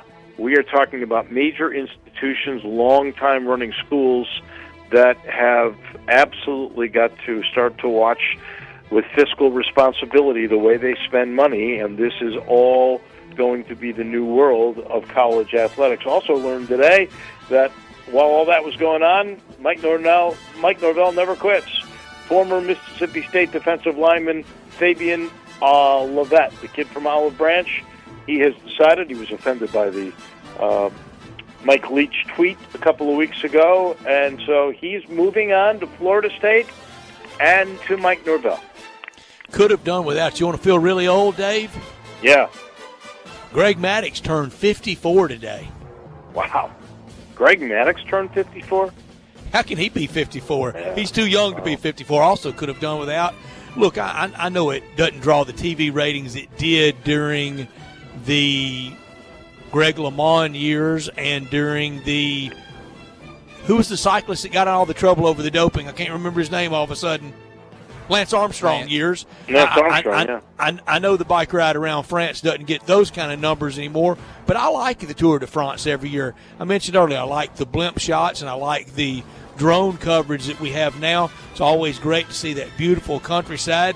And look, that's those people Super Bowl. That's those people college football. I'm sorry for those people that are heartbroken, and it feels like just any day now. I mean, just hard to believe each day it goes by that the plug doesn't get pulled on the Notre Dame Navy game in Dublin. Just not a chance that happens. What could you have done with that today, Dave? I could have done it without Steve Pierce, the 2018 World Series MVP, having to retire because basically we don't have baseball and there weren't very many takers. He's 37 years old. But he again said the allegations against the Boston Red Sox for stealing signs, and there's not been any word from baseball on those accusations, and it's been a long time. He says it's a joke. They will be vindicated. I wish baseball would come on forth and at least give us something to talk about, some news, and share with us what they have found about the Boston Red Sox, and if they indeed, like the Houston Astros, were stealing signs. Dave, we will see you tomorrow. Is that okay? I will be here. You got it. Dave Wolo back with us tomorrow. Keeping a close eye on a lot tonight, including NFL draft news. Bo Marchant thinks there will be movement at the top of the draft. There are a couple other people that thinks maybe even with all those picks that the Bengals would deal. Would the Bengals really deal a guy that's going to guarantee them all those jersey sales? And I think he's ready for the challenge in Cincinnati. Joe Burrow, his sister, there's somebody close to him, a sister, a girl, somebody in Joe Burrow's orbit, I think, that works for the Bengals, and a lot of his family big fans. They got Jonah Williams from Alabama last year in the first round, and he paid off. 2 years ago, they got Billy Price, an offensive line from Ohio State, so maybe a little something there. Bo alluded to that as well, something building for the Bengals. Joe Burrow would be a big piece. Zach Taylor, the coach, bright future building with him. Brutal division, though. Pittsburgh, Baltimore, and Cleveland in that division. Very nice of Russell Westbrook. 650 computers donated to Houston children, and that is very, very kind of him. For Drew, for Dave, I'm Brett. Thank you for your time today. We'll do it again tomorrow at 3 o'clock.